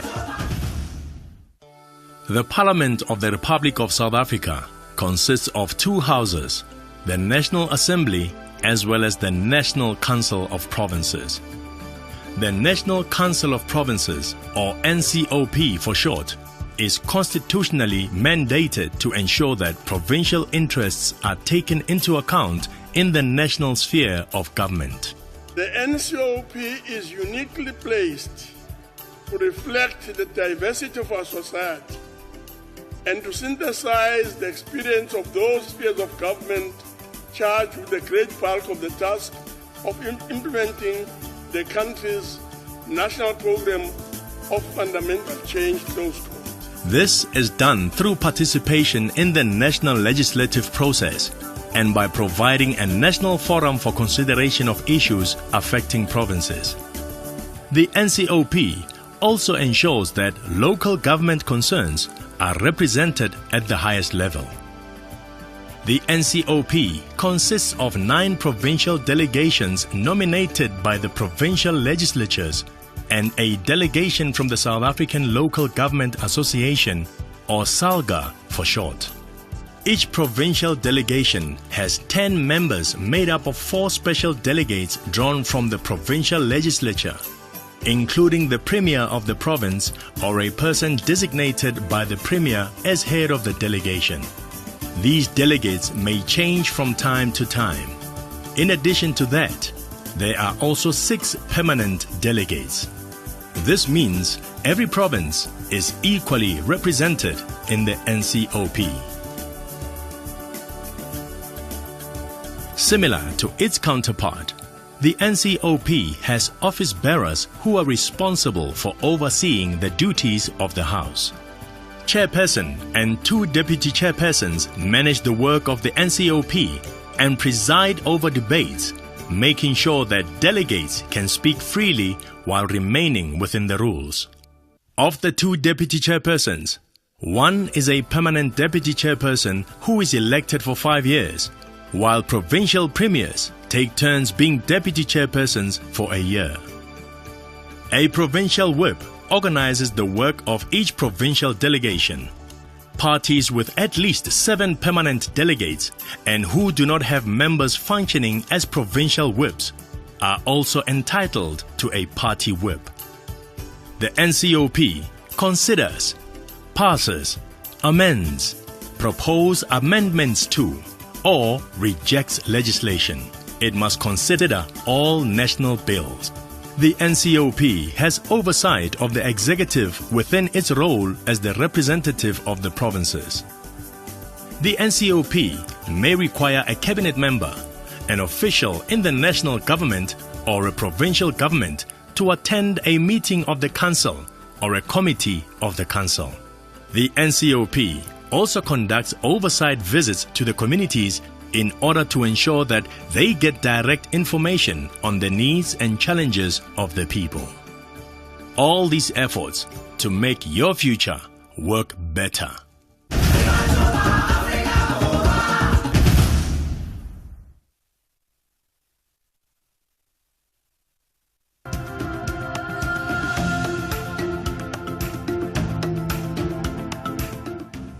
In the month of June, Parliament joins the nation in commemorating Youth Month, a time to recognize the contributions and aspirations of the youth in our society, a time to reflect on the struggles faced by young people in the past and to celebrate their achievements in shaping the future. Youth Month holds great significance in South Africa as it marks the anniversary of the student uprising in 1976, when young people took to the streets to protest against the oppressive apartheid education system. Their courage and sacrifice have paved the way for a more inclusive and equitable society. Parliament acknowledges the importance of investing in the youth, as they are the future leaders, innovators, and changemakers. It is committed to creating an enabling environment for young people to thrive, providing access to quality education, skills development, and economic opportunities.